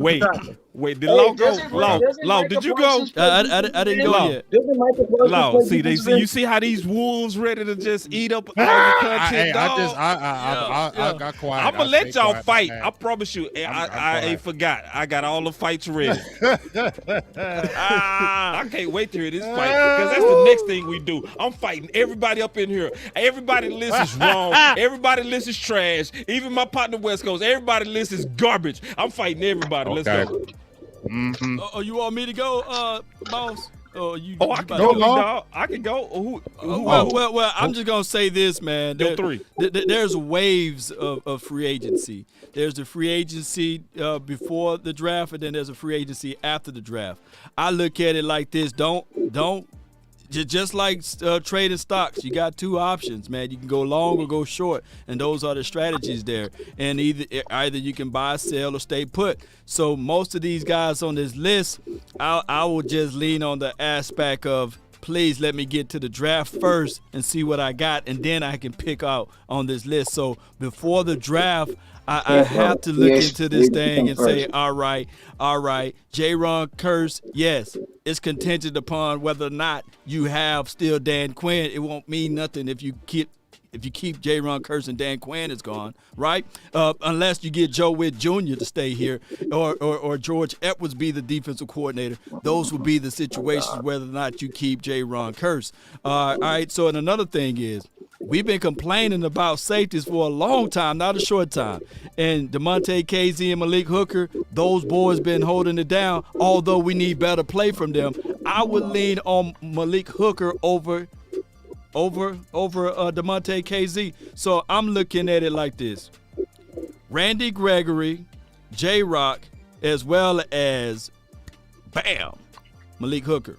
Now, those will be my three. Now, I love, I ain't going to go with, like you said, West Coast, 4 guys or what have you. I love Cedric Wilson, but I'm going to have to wait and see if he can survive after the draft. That's just how it goes. I need to go get these guys from the draft, but I'm going to wait until see after the draft. But those will be my first 3, all on the defensive side. My number 1 is Curse. That's my number 1. Of course. And what you mean, of course, man? What you talking about, big dog? What you talking about, big dog? Of course. So wait a minute. So hold on. I can't even get a word out. Go ahead. I can't. It's a big thing for Boss Cowboy to actually say publicly that he drunk Kool-Aid. Listen, I do not drink Kool-Aid without first measuring. Can I measure my own Kool-Aid? Measure your Kool-Aid. Measure but keep in mind. Measure it all. There's a free agency before the draft, and there's free agency after the draft. Y'all done ran the homie off? All right, my number 1 is Curse. All right, cool. All right, so number 1, Curse, because of the leadership. Right. And what West Coast talked about with his leadership. My number 2 is Schultz.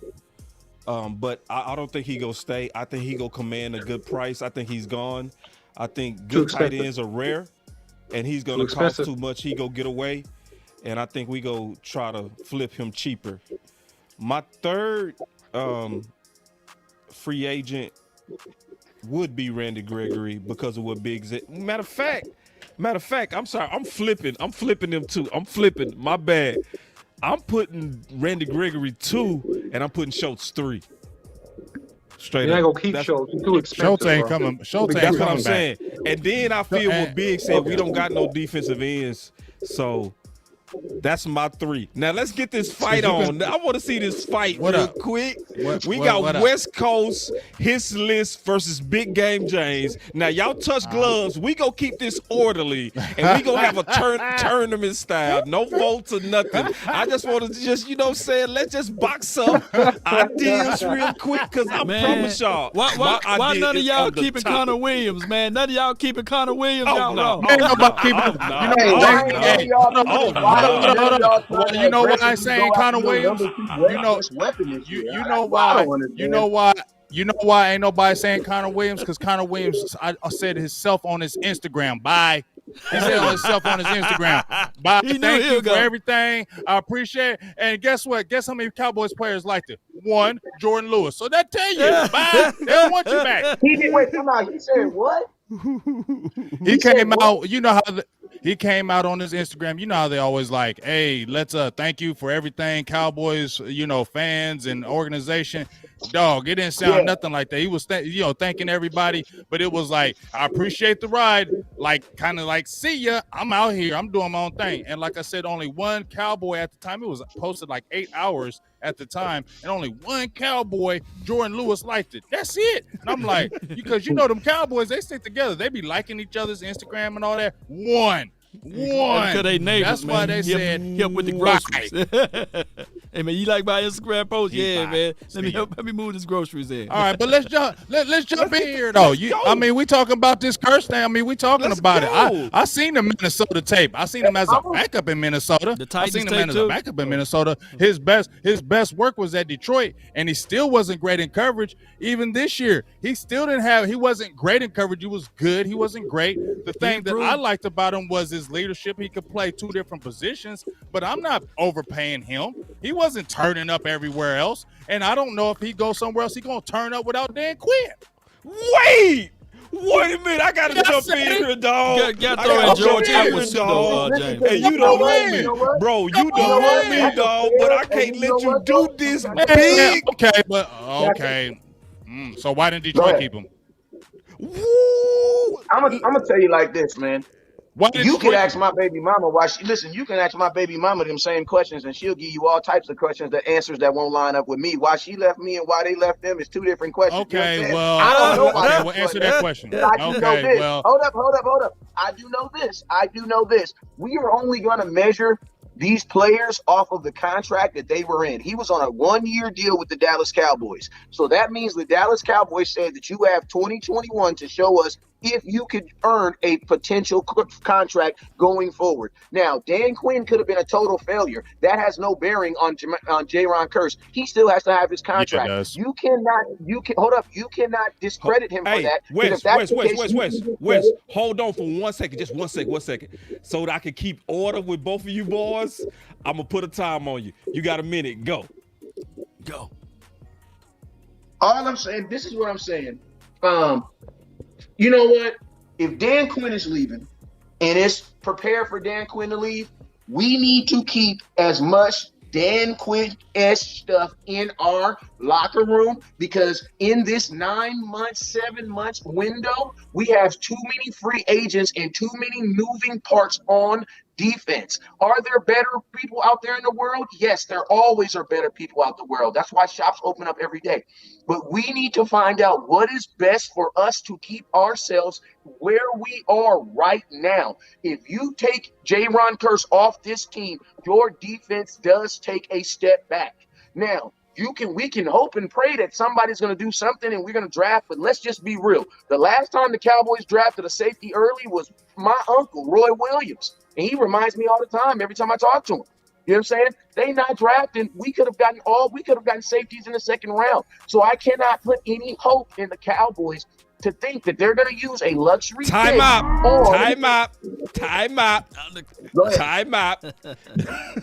I'm gonna play the horn. I'm gonna play the horn when it's time. Yeah, Go ahead, horn, bro. Ready? Go ahead, Big AJ. I'm the horn guy. Yeah, hold on. Let me get the time on. Let me get the time. You gonna hear the sound when it's over with. Give me Okay? Yeah. Okay. Okay. All right, Here go we with Law got the horn. You ready? Go. I'm ready. Where the horn? Go ahead. It's on, I think. Okay. All right. So here's my thing. I don't hate on Kearse. I like to keep him here, but once again, I'm not overspending for a Jaron Kearse, and neither will Stephen Jones, and y'all know that. So he may have had that great year, but what do you think you're gonna pay him? What if he wants like $8 or $9 million? You're gonna pay that to Jaron Kearse after that 1 year, and he's never. I'm just. Hey, you know what? He gonna want some money. I'm talking. Let me get my minute. You can jump in after this. I'm gonna get my minute now. If he wants some money, because I know he's gonna want some money. He ain't gonna want to come cheap after what he did. He's gonna want some bread. So you think Stephen Jones is gonna jump out there and oversign him when Stephen Jones don't do that? Stephen Jones ain't going to do that. So all I'm saying is I want to keep him in the building, but please, I hope he doesn't just go crazy and say, well, this is what I did, because you may not do that somewhere else, because I didn't see you do it nowhere else. I seen you do a little bit at Detroit. You had a pretty good year, but they didn't re-sign you. Why not? You was a starter over there. They didn't re-sign you. You had Dan Quinn. I don't know if you do that somewhere else without him. We got the West Coast. Well, this is what I will tell you. That is the case for every single person on this team, so I cannot hold that against him. Now, I will say this. Jaron Kearse, when you asked him to perform a duty, he did that. You then put more duties on him. Also, let's remember, Jaron Kearse played more games and more snaps than Malik Hooker. So it's hard for me to fathom that somebody would want a Malik Hooker over a Jaron Kearse. That doesn't even make sense. You know what I'm saying? What makes sense is You started a guy from preseason. How much you paying him? How much you paying him? Order in the court, James. Order in the court. How much you paying him? All this other talk and tell me how much you paying. Wait. I gotta stop the clock. I gotta stop the clock. I'm willing to pay J. real Ron quick. Wes, hold on. Wes, I'm gonna give you some more time because he interrupted you. I'm gonna give you 41 seconds. I'm gonna throw a flag on the damn play for my dog, Big. You got a flag, big dog. I'll take cats it. off. You cutting cats off. You gonna take a flag? I'll take the flag. Unsportsmanlike conduct. Big game. Unsportsmanlike conduct, big game, James. Hey man, let's give West Coast the floor. He got his 41 seconds. West Coast been awarded 15 more seconds. Hear his case. I want the whole case, and then I'm gonna make my case, and we go get the final word. Or whatever. All right, this is what I'm willing to pay him. J-Ron Kearse is not a top. I don't believe that he is a top 10 safety in NFL. And one thing I know about J-Ron Kearse is players know what they are. So J-Ron Kearse is not going to outprice himself because you got to remember, whatever he quotes the Cowboys, he's technically quoting the entire free agent market because he's a free agent. So he's not just going to be out quoting himself. He's going to out quote himself for every team. So I don't think that he's going to put himself in a position. Hold on. I don't think he's going to put himself in a position where he's asking so much. Now, this is what I'm willing to pay. I believe that J-Ron Kearse this year played better than Adrian Amos. I believe he played better than Saquon. Time out. Time out. We keeping order with this. Okay, I got the answer to that. I got the answer to how much. I don't want to hear nothing else. Hey, $8.5 million. How much? He gonna cost around $5 million, bro. See, he gonna cost less than $5 million. Time up. I'm willing to give up. Listen. The highest paid player safety right now was Quadre Diggs. Right now, the average salary is 6.2. Hey, I got the clock. I got the floor. I got a minute to explain this. Bro, the highest paid safety in NFL right now is not Harris. Let me ask a question. It's a yes or no question. It's a yes or no question. It's a yes or no question. Keep order in this court so everybody can hear this.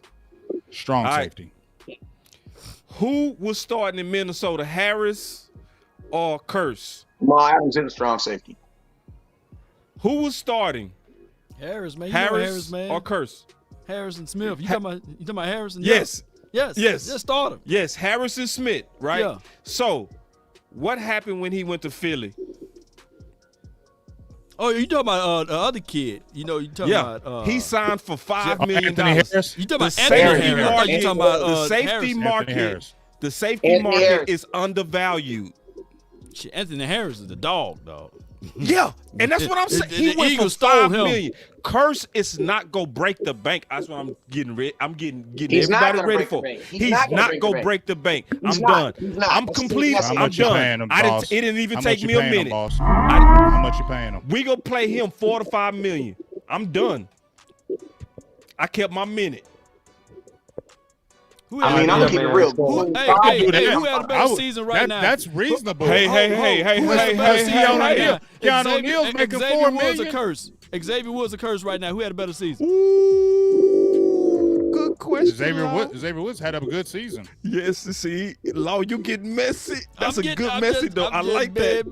That's a good messy. Yeah, but how many times did Xavier Woods play freaking linebacker too, though? Like this is the thing that people got to understand. You actually listen to me. This is another reason why I think J-Ron Kearse is going to get rewarded. You want to know why? Because the Dallas Cowboys did not handle the whole linebacker situation right. I'm not even going to bring up his name because y'all go all not y'all, but fans go all crazy whenever I bring up his name because of my relationship with him. So I'm not even going to bring up his name, but they didn't handle that situation right?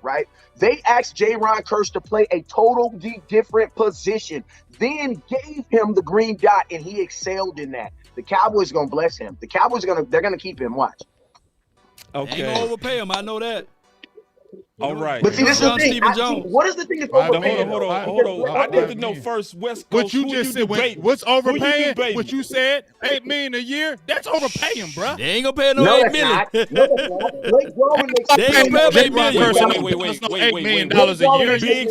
Big first. That ain't happening. You know daggone well they ain't You got paying no 45 seconds, Big. J-Ron Kurtz from no $1 million to no $8 million. Now, when I hear $5 million because Keanu O'Neal is a strong safety and he's making $4 million a year, so I could see the $5 million. But Stephen Jones, I feel, ain't going past no $5 million a year for no J-Ron Kurtz, and ain't saying he ain't sweet. Well, this is what I'm saying. Hold on, Wes. That's what I'm He got saying. 25 seconds. He ain't getting that. He ain't getting that. He gonna get that $5 million. He ain't getting $8 million, bro. He ain't getting $8 million, He bro. gonna get it. You crazy? $8 million. He ain't getting it. He ain't getting $8 million. You talking Well, crazy? this is what I'm saying. If the Cowboys are, hey, you know what, James? I'll concede to you. If the Cowboys are able to get him for $5, bruh, I will give you a dap through the perimeter. Because then the Cowboys win. Actually, you ought to get a little bet on it. Let's bet 20 on it. Ooh, I want no dap. Let's throw 20 on it. Talking about, I want you to be right. But you said what? When I said $8 million, they ain't getting no $8 million a year. That's my cap. If the Cowboys can keep him under $8 million, I'm okay with that. But 8 is my cap. You want to know why? Because I have Dalton Schultz on the other side making $8 million, and I know what that contract. You think Dalton Schultz is coming back? Do you really think Dalton Schultz is coming back? Blake Jarwin. Blake Jarwin's making $8 million right now. He made $8 million in 2020 and only played a game. You know what I'm saying? But you want to pay Dalton Schultz too. You want to pay two tight ends that kind of money? You gotta pay. What are you talking about? You got one tight end at 9 million, and then you're gonna sign another one who's probably gonna get 11 to 12. No, I already said you put 20. You can actually release Dalton. You can actually release Blake Jarwin. That's what I just said. I said you can release Blake Jarwin because his deal was only a 3-year deal. You can release him, and you can literally move that money onto Dalton Schultz. And there, that's you have $8 million that you're already. You have $8 million that you've already calculated that you're going to pay. You're just not going to pay it to Jarwin. You're going to pay it to Schultz. Either way. And then guess what you do? Because you're not going to keep both of them. Listen. For Dalton Schultz, you know what I would do? I would literally give Dalton Schultz Blake Jarwin's contract. Listen to me, bro. I think you are better than Dalton Schultz. I'm going to give you, he got $8 million. I'm going to give you $8.2 million contract. And guess what? I'm not even losing any money because I've already in my mind allocated that I was going to pay $8 million to a tight end anyway. Only difference is I go in and just scratch off the name. You know what I'm saying? Hey. And from a 4th round pick to $8 million, bruh, he going to love that. And you got to think about this. Dalton Schultz, we up here talking about J-Ron Kurtz. Listen to me. I'll lose J-Ron Kurtz if I got to keep Dalton Schultz. I'm going to keep it real. Because right now, Dalton Schultz, people ain't giving him his love, but that dude's the top 6 in his position. Bro, you don't let a top 6 I gotta box you on that one, West Coast. I gotta box you myself, dog. Listen, God let damn. me finish before you box me. No. Jumping out, spending all that kind of money on him. We are talking about this year. This year, he's 6th in receptions and tight ends. He's 4th in reception and touchdowns and tight ends. Yards per catch, he's 3rd by tight ends. Bro, every statistical I got the time on. I ain't gonna say nothing. I ain't gonna say nothing. He's regular. I ain't gonna say nothing. Go ahead. He's regular because he doesn't excite you. He wasn't regular in his offense. He saved us on many times. That's because hold on. Wait. Let's keep. So then guess what? You gotta keep him. You gotta keep him. Hold on. But you act like he's a world. You act like he's a world beater. Everybody breathe. I'm not beating, but he's back. Everybody breathe. West Coast. Hold on. Because now we starting to talk over each other. I want to make sure the fans can hear all of us. I stop the clock. I'm good. Y'all, I'm done. Y'all got the arguments now. I have my fun. I'm listening to y'all now. I'm on this argument. Go ahead, West Coast. I want you to finish. I'm going to give you your full minute uninterrupted. There you go. Man, I'm going to tell you this right here. Dak Prescott, if Dalton Schultz is so important to Dak Prescott's success. You want to know why? Because of exactly what the Big James just said. Our quarterback loves the check down. So guess what? If our quarterback loves the check down, you need to keep the guy that he loves the check down too. Because until he fixes that, we just can't take that away from Dak. I think if you take Schultz away and just put some average tight ends, guess what? Now Dak is checking down to some average tight ends. He needs, until Dak is a better thrower of the football, you got to keep Dalton Schultz because he is his eraser. Man, there were so many times where Dak should have took a sack, and guess what he did? And he get it to Dalton Schultz. I'm gonna tell you something else that Dalton Schultz does better than anybody on this coaching on this. I'm gonna take my CVs when I say this too. Dalton Schultz, he understands Dak when he breaks coverage better than anybody. Go look at the film. Go look who actually turns around, breaks their routes, and come back. It's not Cooper. It's not CeeDee Lamb. It's Dalton Schultz every time. And that's why he's the second leading target person. If I told you, if I didn't even say Dalton Schultz's name, and I just said what he meant to this offense, you're getting reading the third TD leader on your team, the second most targeted person on offense. You would be like, there's no way we're getting rid of Amari Cooper. No, that's not Amari Cooper. If Dak is willingly not going to throw the ball to his outside receivers, bro, we got to have dominant. We got to have Schultz. You got to. And think about Schultz. All right, time up. You got to watch the time, big dog. Let me chime in real quick, Boss Cowboy. So listen. Wait. No, this is my fight. I got you next, OC.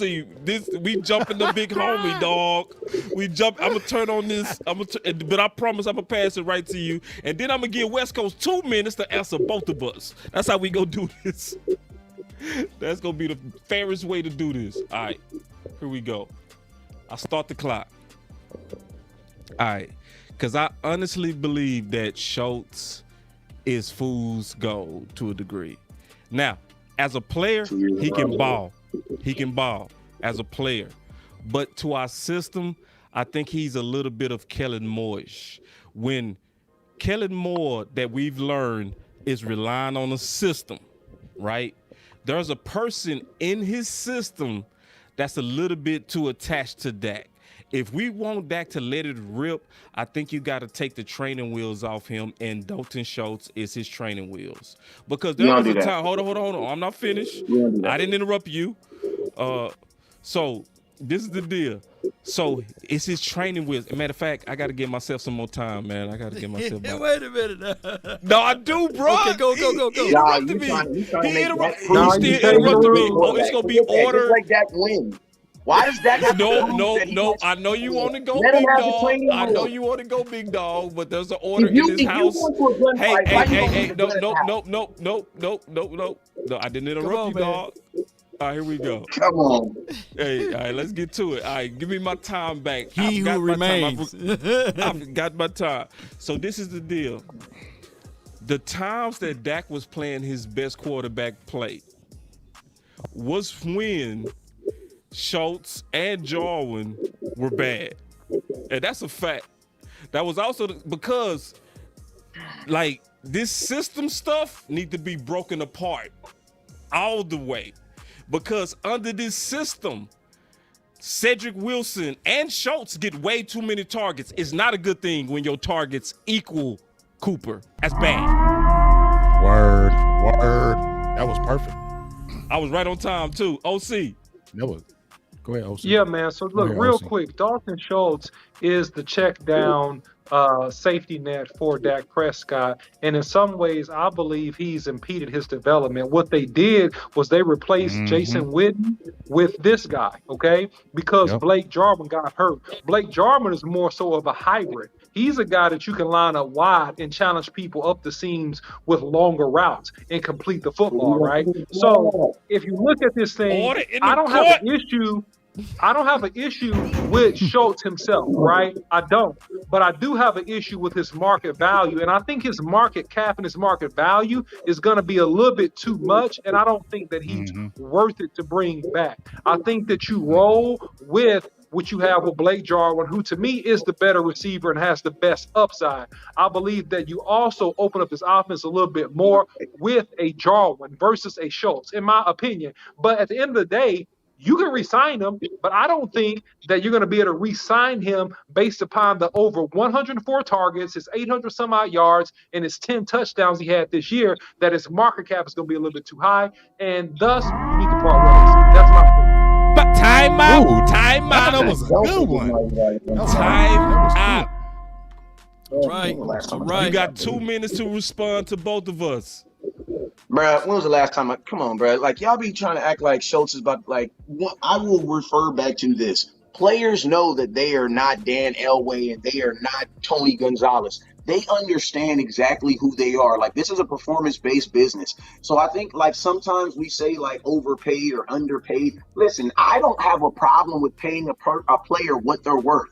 Like Schultz, what his market value is that of a starting tight end that is etching into the top 10. Because you got to remember, you're paying Schultz somewhat of what he's done, and then you're also paying Schultz for what he's going to be in the future. The reason why you do that is so that every single year you're not coming back to the drawing board having to redo the contract. So do I believe Dalton Schultz will get better each year? Well, let's just look at the stats. His first year as a starting tight end, he had 600-some yards, 4 touchdowns. Well, guess what? The next year, they slotted him as he knew for a fact, training camp. He was going to be the number 1 target. What did he do? He added 300 more yards on there, and he doubled his touchdown asset. Also, he was your leading first round. He was your leading first down.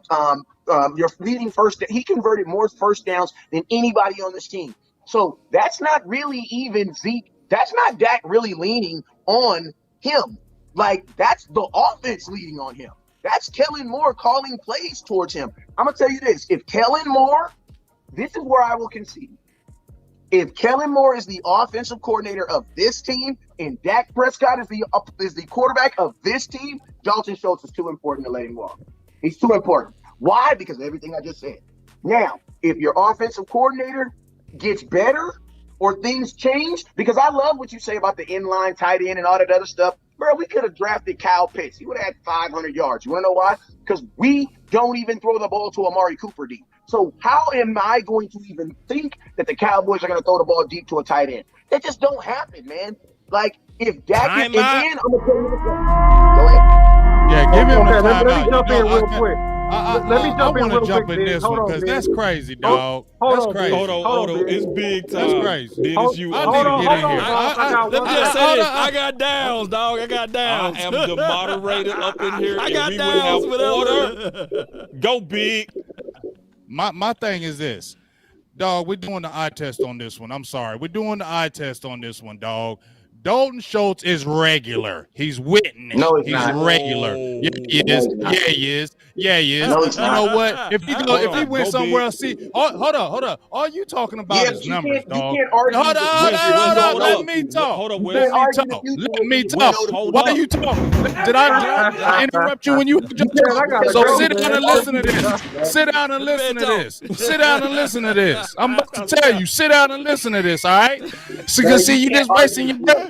You wasting your breath, dog. You know why you wasting your breath? Because Dalton Schultz is regular. The reason why is good because Dak Prescott, because Dak Prescott was check down king and he was making them. And just what Ball said, you don't want him being the second leading receiver. Dog, come on, bro. We know Blake Jarwin is a better receiver. Hey, we know Blake Jarwin. All right, I'm gonna get my mute on. Listen, I'm gonna start muting. Yeah, mute him. That's the next step. Who is the better receiver? It's Blake Jarwin. Blake Jarwin's problem is he's been hurt. That's Blake Jarwin's problem. Let me give you your time back, bro. Reclaiming my time. I'm giving you 40 seconds. And I'm doing this I for the chat. I only need 30 seconds. I only need 30 seconds. I got 30 seconds, big dog. All right. I just want to listen. Give me 30. Everybody listen. This is also everybody can hear. This is no disrespect to everybody. We all smart guys. We all passionate guys. We got different ideas, and we just hashing it out in a friendly way. So you got it, big. All right. So, Schultz he's a good player. I'm not dogging him. But do we remember all them years when we were saying Schultz is a bust? Schultz is a bust. He was young. He was a rookie, bro. Like, come on, see what I'm saying? Mute him, please. You just mute him. Be quiet. Like, you making no sense. Wait. Yes, mute. Making no sense. I'm making perfect sense. You actually don't know what the hell you're talking about with Dalton Schultz, bro. You don't know what the hell you're talking about. You don't know what you're talking about. Period. With this Blake Jarwin thing. Blake Jarwin is a better receiver than him. He offers more speed than him. And the reason why he hasn't been that guy because he's been hurt. And that's why Schultz stepped up because Blake Jarwin got hurt. All right, we got the OC. Go, O. Yeah, And then so we got listen, West. man, Then West Coast gonna be able to respond. So listen, this thing is a matter of economics, and it's no offense to anybody. Look, Dalton Schultz signed a 4-year, $2.9 million contract. He is in line for a huge payday. Based on PPF, which I'm not saying they're the gospel and they know everything, but they project him to be worth around a 4 to 5 year, $45 million deal. If they're wrong, okay, if they're wrong and he's around a $30 million deal over 4 years, that's still too rich based upon the salary cap and what else you need to do to strengthen this team, in my opinion. And also, it's not about what players think they're worth. It's what the market demands. And if you go back and look at tape previous on Blake Jarwin did catch deep passes. He did catch 20 and 30-yard passes up the seam. Then he was hit by Dak Prescott. He did line up wide and beat people in certain situations and caught the ball down the field. So he is, to me, more of a stretch not wide receiver, but a stretch tight end in terms of what you want to do getting the ball down the field. And so I just feel like at the end of the day, sign whoever you want. But this is going to come down to an economical situation. And in my humble opinion, I don't believe the economics will work out. That boy good. They will. Good. I'm gonna say this: That the fact that we're having this conversation, LC, I love what you said because it is gonna come down to economics. But we can all agree that if we're having this conversation, he is not regular because we don't have this conversation this long on a TV show with this many educated dudes about regular tight ends. Facts. There are currently 64 tight ends active in the NFL, and we're not talking about the rest of them 60 of them because they're regular and we don't know who they are. But this guy right here was 4th in the NFL, and there was not a tight end stat that he was not top 5 in. You got to respect that. Like, you got to respect that. There's no way you can say he was regular. He wasn't even regular last year. So, but I get it. But I just feel like this. If you get a better offensive coordinator, hey, you might be able to alleviate Schultz. But I'm assuming that nothing's going to – Kellen Moore's not getting a job. Like, the dude's not good. Like, I don't even know why people were even surprised he's not getting – like, I was way ahead. Like, bro, he's not getting no job. Kellen Moore's going to be back here. So what I am assuming is everything is going to be exactly the same. So if everything's going to be the same, you need to enhance those parts. You know what I'm saying? Dalton Schultz with an additive of telling Dak to throw the ball down deep to Amari Cooper. Time out. Go ahead.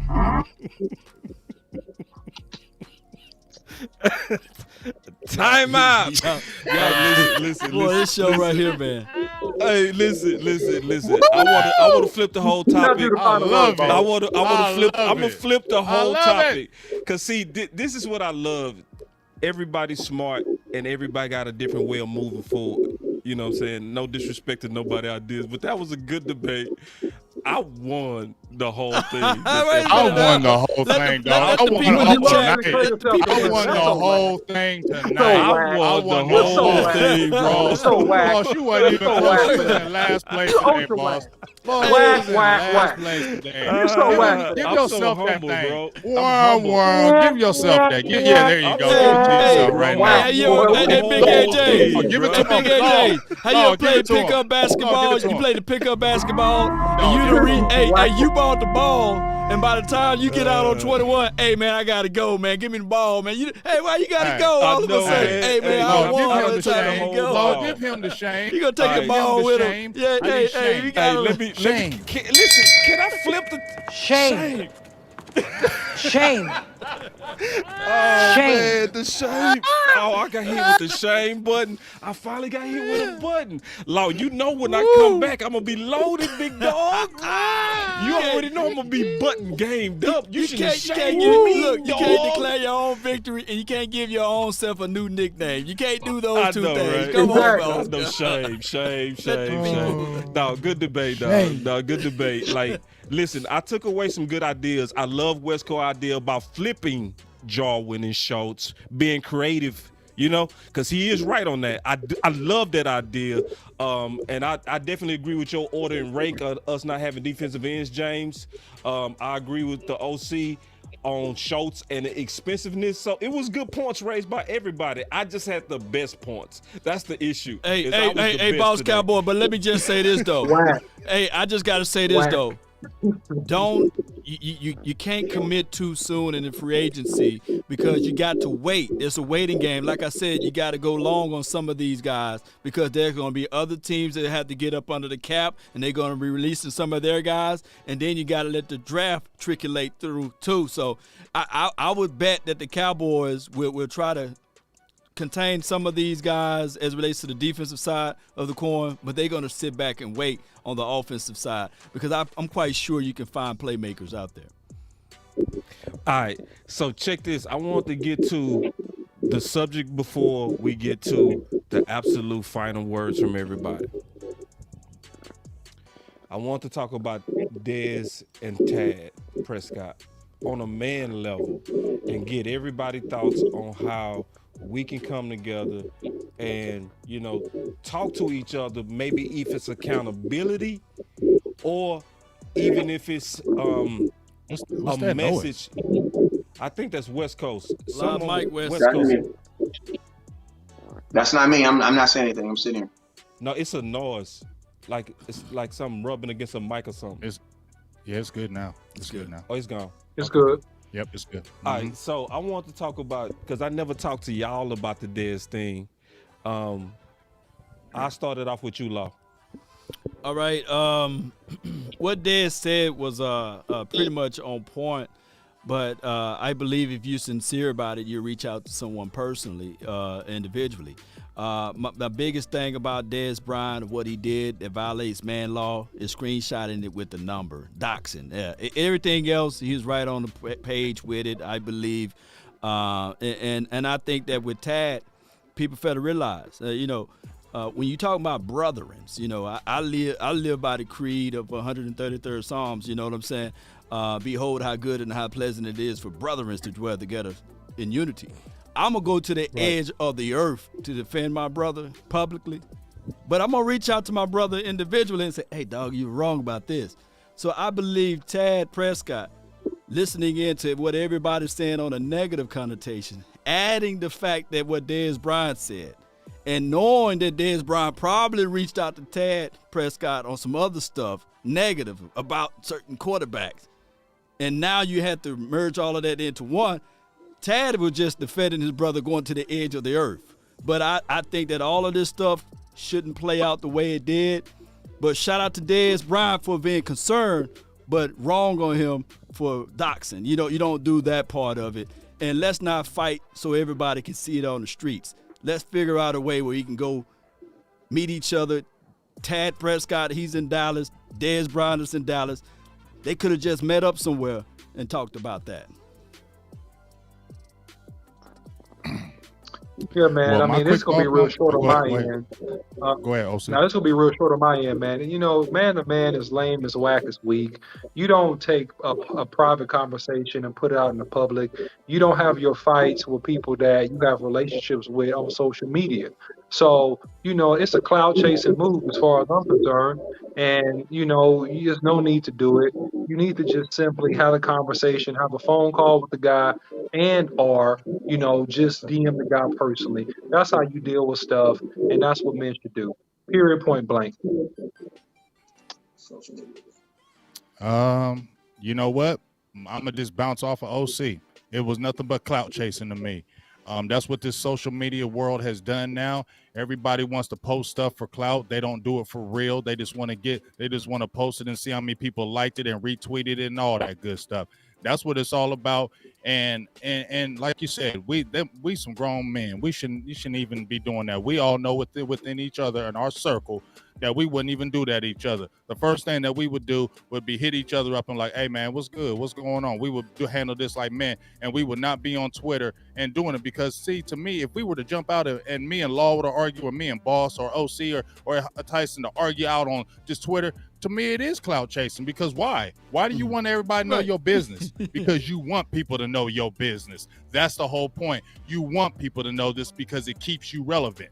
That's the thing. It keeps you relevant. Tad is always going to do that with his brother, so I can't really blame him. He go little too far from me. You talk a little too much for me, but so does Dez. You feel me? Dez don't know when to be quiet neither. Both of y'all are immature people, in my opinion, in this, and y'all both know better, and you need to stop it and make some apologies as soon as possible. I think what happened is two of the same type of people ran into each other. They both alphas. And I got a brother. You know what I'm saying? I got a brother. That is not no alpha. Hey, That man, is not no alpha. I'm about to mute you again, dog. Let him I gotta agree with him on that one. I ain't giving him the alpha status. No. Okay, no, so let me that was not an alpha. Okay. I'm not giving it to him. I'm man, sorry. y'all ain't finna cut off my stuff, brother. All right. I'll go last, boss. Okay. I'll go last. I can't give him that. Okay, all right. I'm sorry. We gonna get you. Yeah, we got you last already. But I say this: I take back the alpha part because I don't even know him personally. I'm just talking about how it was addressed, where it was all in the public. Y'all forgive me for saying alpha too fast. All right. So I just scratched that point. I don't even need that to make the big point. The big point is, I definitely understand somebody defending their brother. I also understand somebody feeling like my brother can't say, but I can say it. Right. I can say what he can't say. You know what I mean? And I want to be that dude because I know my brother can't. So I see both sides of it. You know what I mean? And I've been a person, listen, can I look in the camera and be transparent right now? I've been the person that's went too far on social media myself. We all been there once or twice. I've been that person that knocks people. We all have. Boop, boop, boop. I done hit people with a 1, 2, 3, and then was like, okay, I live with the consequences later.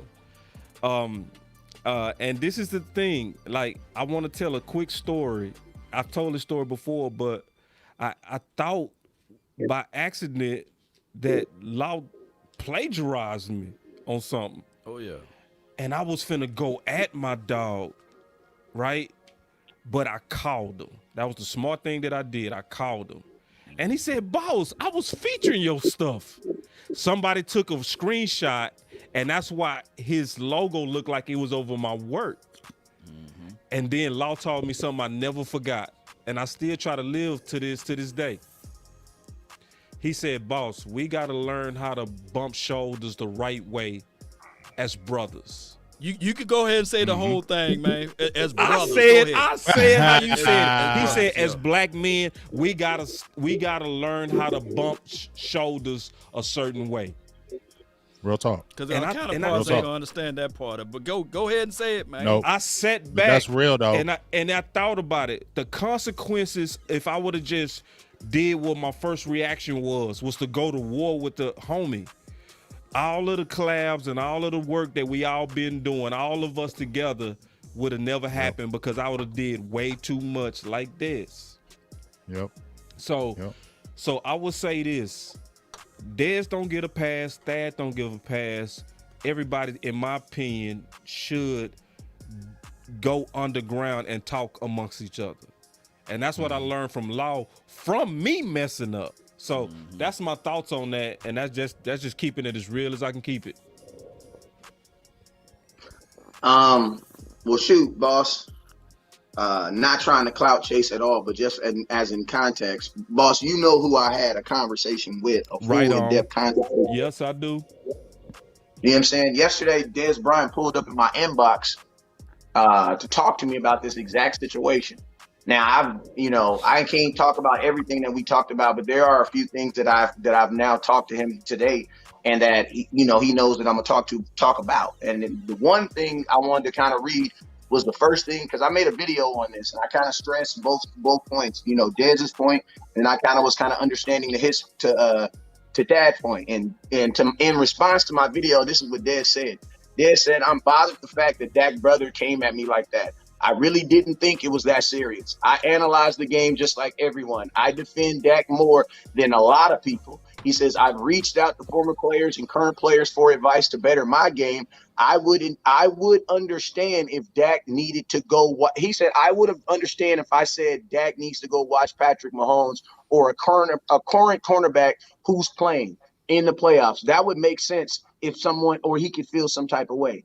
Dez said, the fans love when I speak about the boys. If I'm Dak, I'm reaching out to 9 because it can only elevate my game with the talent he has. He says, I'm having a hard time, West Coast, understanding the issue with the statement I made. And that, I mean, and Boss Cowboy, you got the screenshot of this conversation that I have with Dez. I got it. Also, like, just from my conversation with Dez, man, like, you know what Dez really did? Dez sat back and watched Kurt Warner. He watched freaking Drew Pearson say that he ain't a $40 million quarterback.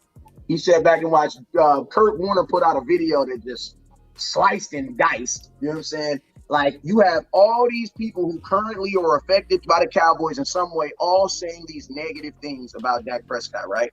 So I believe in Dez's own way. I think his delivery sucked. You know what I'm saying? But I think, and I have a problem, and I think this is why, you know, guys like Dez and guys like Jalen, why I've been able to become really good close friends with these guys, because we have a lot of the same traits. Like, we have good intentions, but our delivery sucks sometimes. So I apologize if I ever offended anybody in the past, because I'm working on that to help get my delivery better. You know what I'm saying? But I just think in Dez's own way, Dez was trying to offer advice. Yeah. You got to remember, bro, personal I corner, agree. you got to remember X6 side.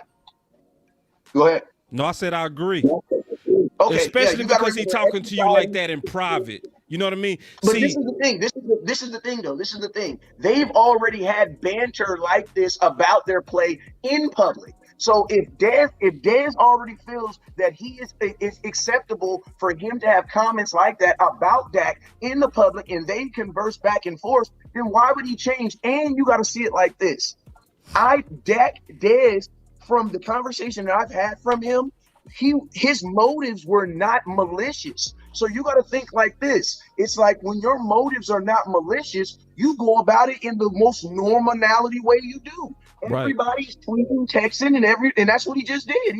He just text. But this is the thing. Dez has a long history of defending Dak. And that also, when we're questioning what Dez does in the past, we also need to, you know, make sure that we have that laundry list of times that Dez defended him. And to be honest with you, like I said, I've spoken to Dez twice now about 2 days now about this situation. And I do not believe that he was trying to be malicious. I do believe that, and I will say this, with the amount of time that Dez spends on social media and in front of people, he got to make some investments in his life. Like me, I got braces, I got glasses. Those are investments I made into my life. Dez, he needs a publicist. You know what I'm saying? Right. He needs someone that's like, before he hits in, wait, time out. I get what you're trying to say there, but you got to remember, you know, he may not be this real NIGG like you. He may take this in a different way. So how about we rephrase it this way? Because, and I'm going to be honest with you, if we think about Dez, that's how he's always been. Dez has always been raw. You know what I'm saying? He's always basically said the wrong, even when he was with Dallas, Dez has always said the wrong thing at the wrong time. Yeah, but also, Wes, it ain't no excuse for that. You know what I'm saying? Yeah. It ain't no excuse, but this is the and I thing. know you're not making no excuse for that. I'm just saying, like, he should. If it was malicious, but no, when he took the screenshot and put it out, you can't show nobody's phone number. No. Let me explain to you the screenshot. There ain't no explaining no screenshot. You can make an excuse. Let me explain to you why he did that. Wow. The reason why he did that is because Thad made this statement. He said on Twitter that you were the same man who talked crap about Tony Romo and talk about Jason Witten and Tony Romo and other guys behind their backs while you're hugging on me. And Dez put that tweet out to combat that lie. That's why he said that. That's why he screenshot and sent that. Tad is the one who made that person. Yeah, I get it. I just hate all of it. That was very. I just hate it all. You still don't do that. You still don't do that. I hate it all. There's a rule. And then there was a Houston number. There was a Houston number. So they're not even his number. They ain't in no trial. This ain't no trial. You ain't going on trial. I just don't want to see. I just don't want to see going on trial for this. What did Tad say? I don't When want to see Tad brothers reached out to abuse. Dez, what I did he say? understand what you're saying. I understand what you're saying, but I just feel like, you know what? You just don't do that, in my opinion. Yeah. I understand what you're saying. You just don't So do then that. why The didn't phone Tad? number So was why didn't Tad exposed. inbox The him? phone. Well, The phone number is everybody got their own exposed. opinion about You this, don't bro. do that, in my Yeah. opinion. You That's don't what I think, what said. did he do? Hold on. What did he do? Hey, we He not died. going I to agree just on told this. you what Hey, he we gonna did. get, hold I on. We just gonna get told into you the what he final word, did. bro. What We gonna did he get into the do? final word. Let me get into the I just final told word, you. y'all. Listen, I'm gonna get off of that because we not gonna agree. It's gonna be a circle if we try to get into that. I'm not gonna even do it. All right. So final words as That we needs try. to be a push. Final words as we. I would say final words can be whatever you want it to be. So we'll. I'll start. So, as a final word, I obviously want to kind of deal with what was hot today. That's Sean Payton. All right. So with that Sean Payton thing, I still kind of like what's happening. I definitely like how Big said it. That Big read it to me right. That this is something that's been in the works for a while. He destroyed their cap, and he's trying to get out of there and move on to higher pastures and greener pastures. Maybe not now, but definitely in the near future. He's definitely flirting with his options. But I do like how, even though it should have already been, like the OC said, pressure on McCarthy, this increases the pressure on McCarthy, and I like that. I like that the Dallas Cowboys is a type of Lakers organization to where we have the ability to draw the best, and that's a beautiful thing. We can get Bill Parcells if he want to coach. We can go get a Mike McCarthy and unsully a powerful man. And another powerful coach is likely lining up again some kind of way for the Dallas Cowboys. And, hope is thin right now for good reason, but we still have a little bit of reasons to hope that the right dynamics can come together, whether it be Mike McCarthy or a future with Sean Payton, and we can win 6. No doubt. Yeah, guys. So at the end of the day, man, it doesn't matter who you bring into this organization. You have to empower the coach to do the coaching. And I'm going to say that 5 million times. And so the Cowboys are at the place where they're going to have to begin to make some key decisions if they're going to turn the tide. Who are the key free agents that you need to keep? Who do you need to have in your first at least 3 rounds on your draft board? And how do you right the wrongs of this season in the public eye and keep your fan base strong? Those are the issues that the Cowboys are going to have to work with this offseason, and it'll be interesting to see what they do. Hashtag straight business. The OC. There's no emotions, no friends, no loyalty. Straight business. Straight business. Put hashtag straight business in the chat.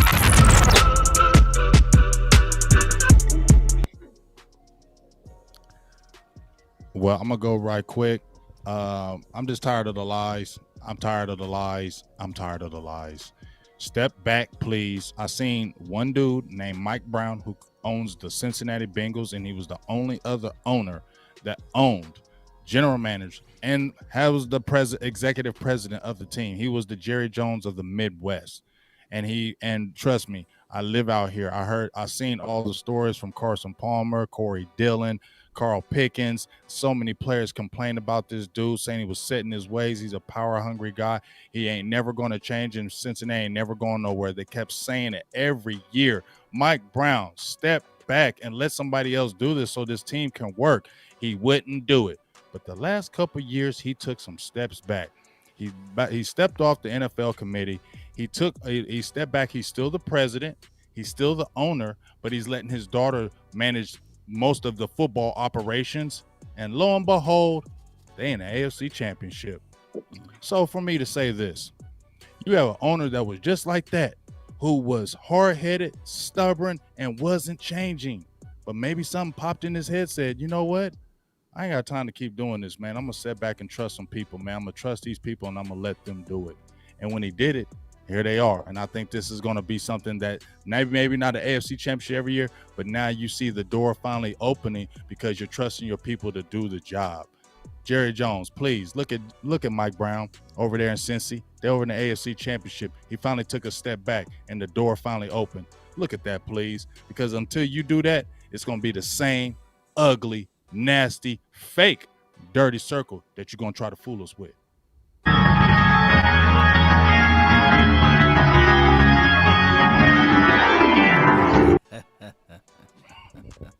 Hey, I love being a Cowboy.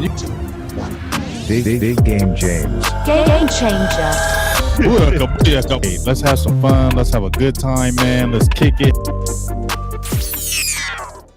All right, Wes, I got to hit your button, big dog. You give me 1 second, and then you got the final word, big homie.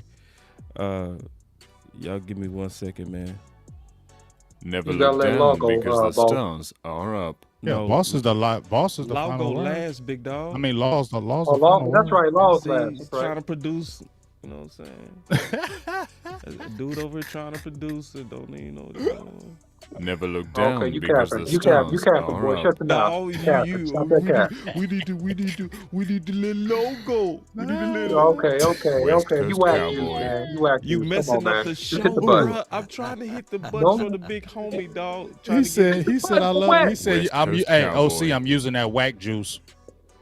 Whack juice. I'm using whack juice. Hey. Hit the button for my man Wes, boss, man. Wes has been patient and everything. Wes is right here. You disturbing the production again. Sit down, OC. Sit your ass down. Sit down. This is supposed to be the final word where nobody talks but the person, but you talking anyway, dog. All right, Wes. Before you was rudely interrupted by the OC, what's your final words, big dog? First off, fire Kellen Moore. He does not deserve to be the offensive coordinator next year. And all right, second thing, even though it's not going to happen. I know it's Hold not. on, big dog. I got to give you an organ on that one. Go ahead. Fire Kellen Moore. If you don't fire Kellen Moore, then you need to find a way to enhance what the things that he does best. Kellen Moore likes throwing the ball to tight ends. So if he's going to be our offensive coordinator next year, we need to keep your tight end that he throws the ball more to. On defense, if Dan Quinn is not going to be here, on defense. On defense. Go ahead, bro. On defense. If Dan Quinn is not going to be here, then my number one, I feel like Dan Quinn is going to probably try to take Joe Witt with him because it makes sense.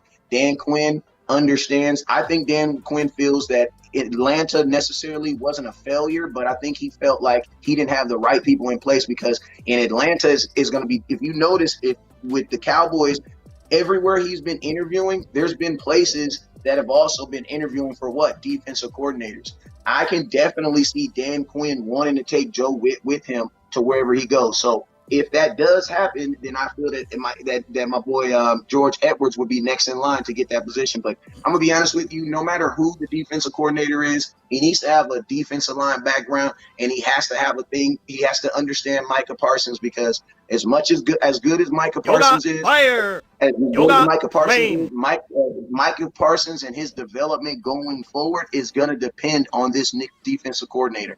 And this defensive coordinator needs to be a guy who don't have a lot of ambition, because I don't need another Dan Quinn. I don't need a guy to come in here for a year and then he leaves, and then Micah Parsons on his third defensive coordinator in 3 years. You know what I'm saying? I need a guy who I can actually keep here, who can at least get Micah Parsons through his first contract, so I can understand what I have in Micah Parsons. You know what I'm saying?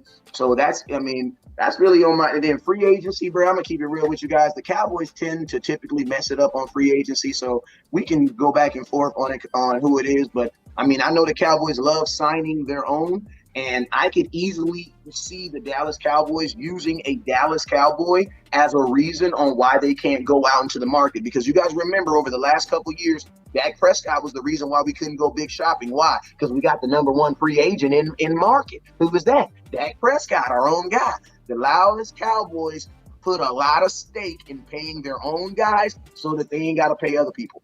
You know what I'm saying? So I can easily see them paying Dalton and saying Dalton was the best pickup for free agent offensive weapon that we could have, and using that as an excuse to do what they normally do, pick up a bunch of free agents in the third week of free agency. You know what I'm saying?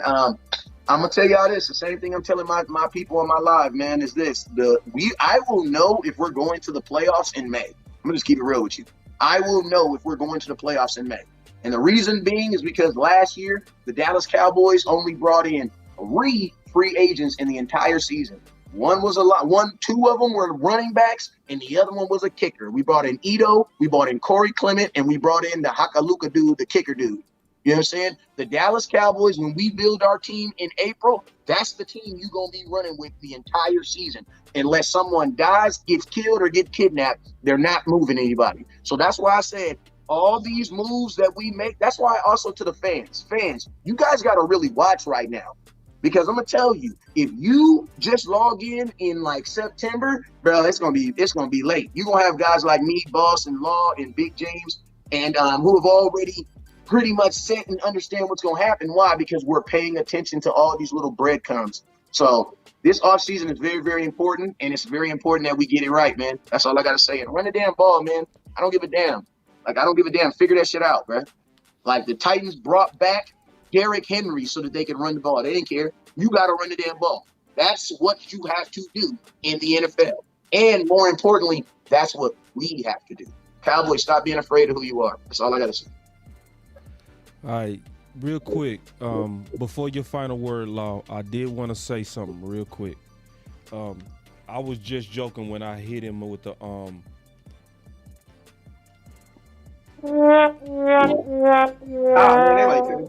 I didn't, man. I want to say this real quick. I be snapping so hard, man. I don't even be paying attention to sound effects. But listen, I want stuff. to say this real quick because me and you the same. You serious about your ideas. You know what I mean? And I'm like that too. You know what I mean? And I like for my ideas to be taken serious. So people don't know our relationship. Like we joke, but when it comes to ideas, we dead ass serious. So I just want to let everybody know that is a serious idea and a good idea too. Because what he said was, if you go keep Kellen Moore, you need to keep what makes his weak system at least work a little bit, which is Schultz. And that's common sense, and that's why I rock with the homie. You know what I mean? He didn't come in here with an idea that he was so in love with that he didn't think through the details of it, and I appreciate that. No doubt, man. Fire Kellen Moore. Well, I really appreciate everybody, man, for jumping in for this beautiful episode. One thing that the Cowboys must do is in the last Super Bowl we won, Troy Aikman said that we had to win in spite of the coaches.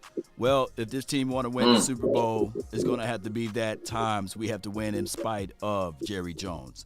Now, I hate to say that, Jerry Jones, if he ever leave this plane and go this dimension and go to the next one, it will be a situation where there would never be a wet eye, there would never be a dry eye in the building. So my thing is, Cowboy Nation, let's focus in on the strength. I know we can look at the negatives of Dak Prescott, but let's focus in on the strength. What made us win the game when we was winning? I think West Coast brought out a brilliant point, and that was running the ball. So let's get back to running the ball. Let's establish this offensive line this offseason. Keep in mind, everybody complaining about the quarterback, but there's a quarterback in the playoff still playing to this day that have not thrown a touchdown in the playoff. And he have more interceptions than touchdowns. And that is because they run the ball, they systematic with their approach, and on top of that, they're playing a sound and solid defense. If Dan Quinn is leaving, if Joe Witt is gone, that boy snap. Man, we need to figure out a way to bring in somebody that can solidify this defense just the same. Because one thing that I don't want people to miss out is that this guy Parsons, he was honored today, and I want people to look into this thing and say, if we can build around Parsons, my goodness, look what teams did with defense. I come here to tell you, Tampa Bay Buccaneers got a Super Bowl with defense. The Ravens got a Super Bowl with defense. Eli Manning won a Super Bowl because of the defense. Let me go a little bit further, Cowboy Nation. Even Joe Flacco. I can keep going and on and going about solid football play with good defense, run the ball, secure the ball, and you can win even in this modern day time. So stop looking at other quarterbacks, Cowboy Nation, and focus in on what we need to do in order to elevate this team. Look, I get it. We're going to have a lot of negativity down the line because we didn't make it to the Super Bowl this year. But let's reel back. I believe that this particular organization, Will McClay, they signed and extended him for a reason because he's good at picking out and getting these guys ready for the draft. And regardless of who we pick, we're going to be high off that emotion. So let's continue to build around this defense. Let's add some complementary pieces back on the offense, and let's get this thing going for the 2022 season, baby. Let's go. I'm out. Let's go, baby. Man. You say we got to hit that boy Law with that. 3, 2, 1, drop it. Remember, you're listening to nothing but the best. Those grills drop it hard. Let's go. Well. We had the boy West Coast in the building, and we gonna definitely have the homie back. That is a must. I hope y'all enjoyed the back and forth with some of the best in the game. No doubt. Y'all still might be on camera, so don't go to sleep. For real. We got that boy West. We got the OC. He already done clocked out. Law. The nation. That boy done clocked out. He done clocked out, big. Yes, indeed, man. That's the final word, man. What's y'all thoughts, bro? What's y'all thoughts? All is well. Had a good time tonight. Good time. Yeah, man. Had a good time tonight. Yeah. Good minds tonight. I like how everybody was thinking different, but had real good reasons why. Y'all hit that rewind. If you're on Facebook, sharing is caring, by the way. Share the Shanique with Pookie and Ray Ray. Yep. Shout out to everybody who gave those donations. Donation.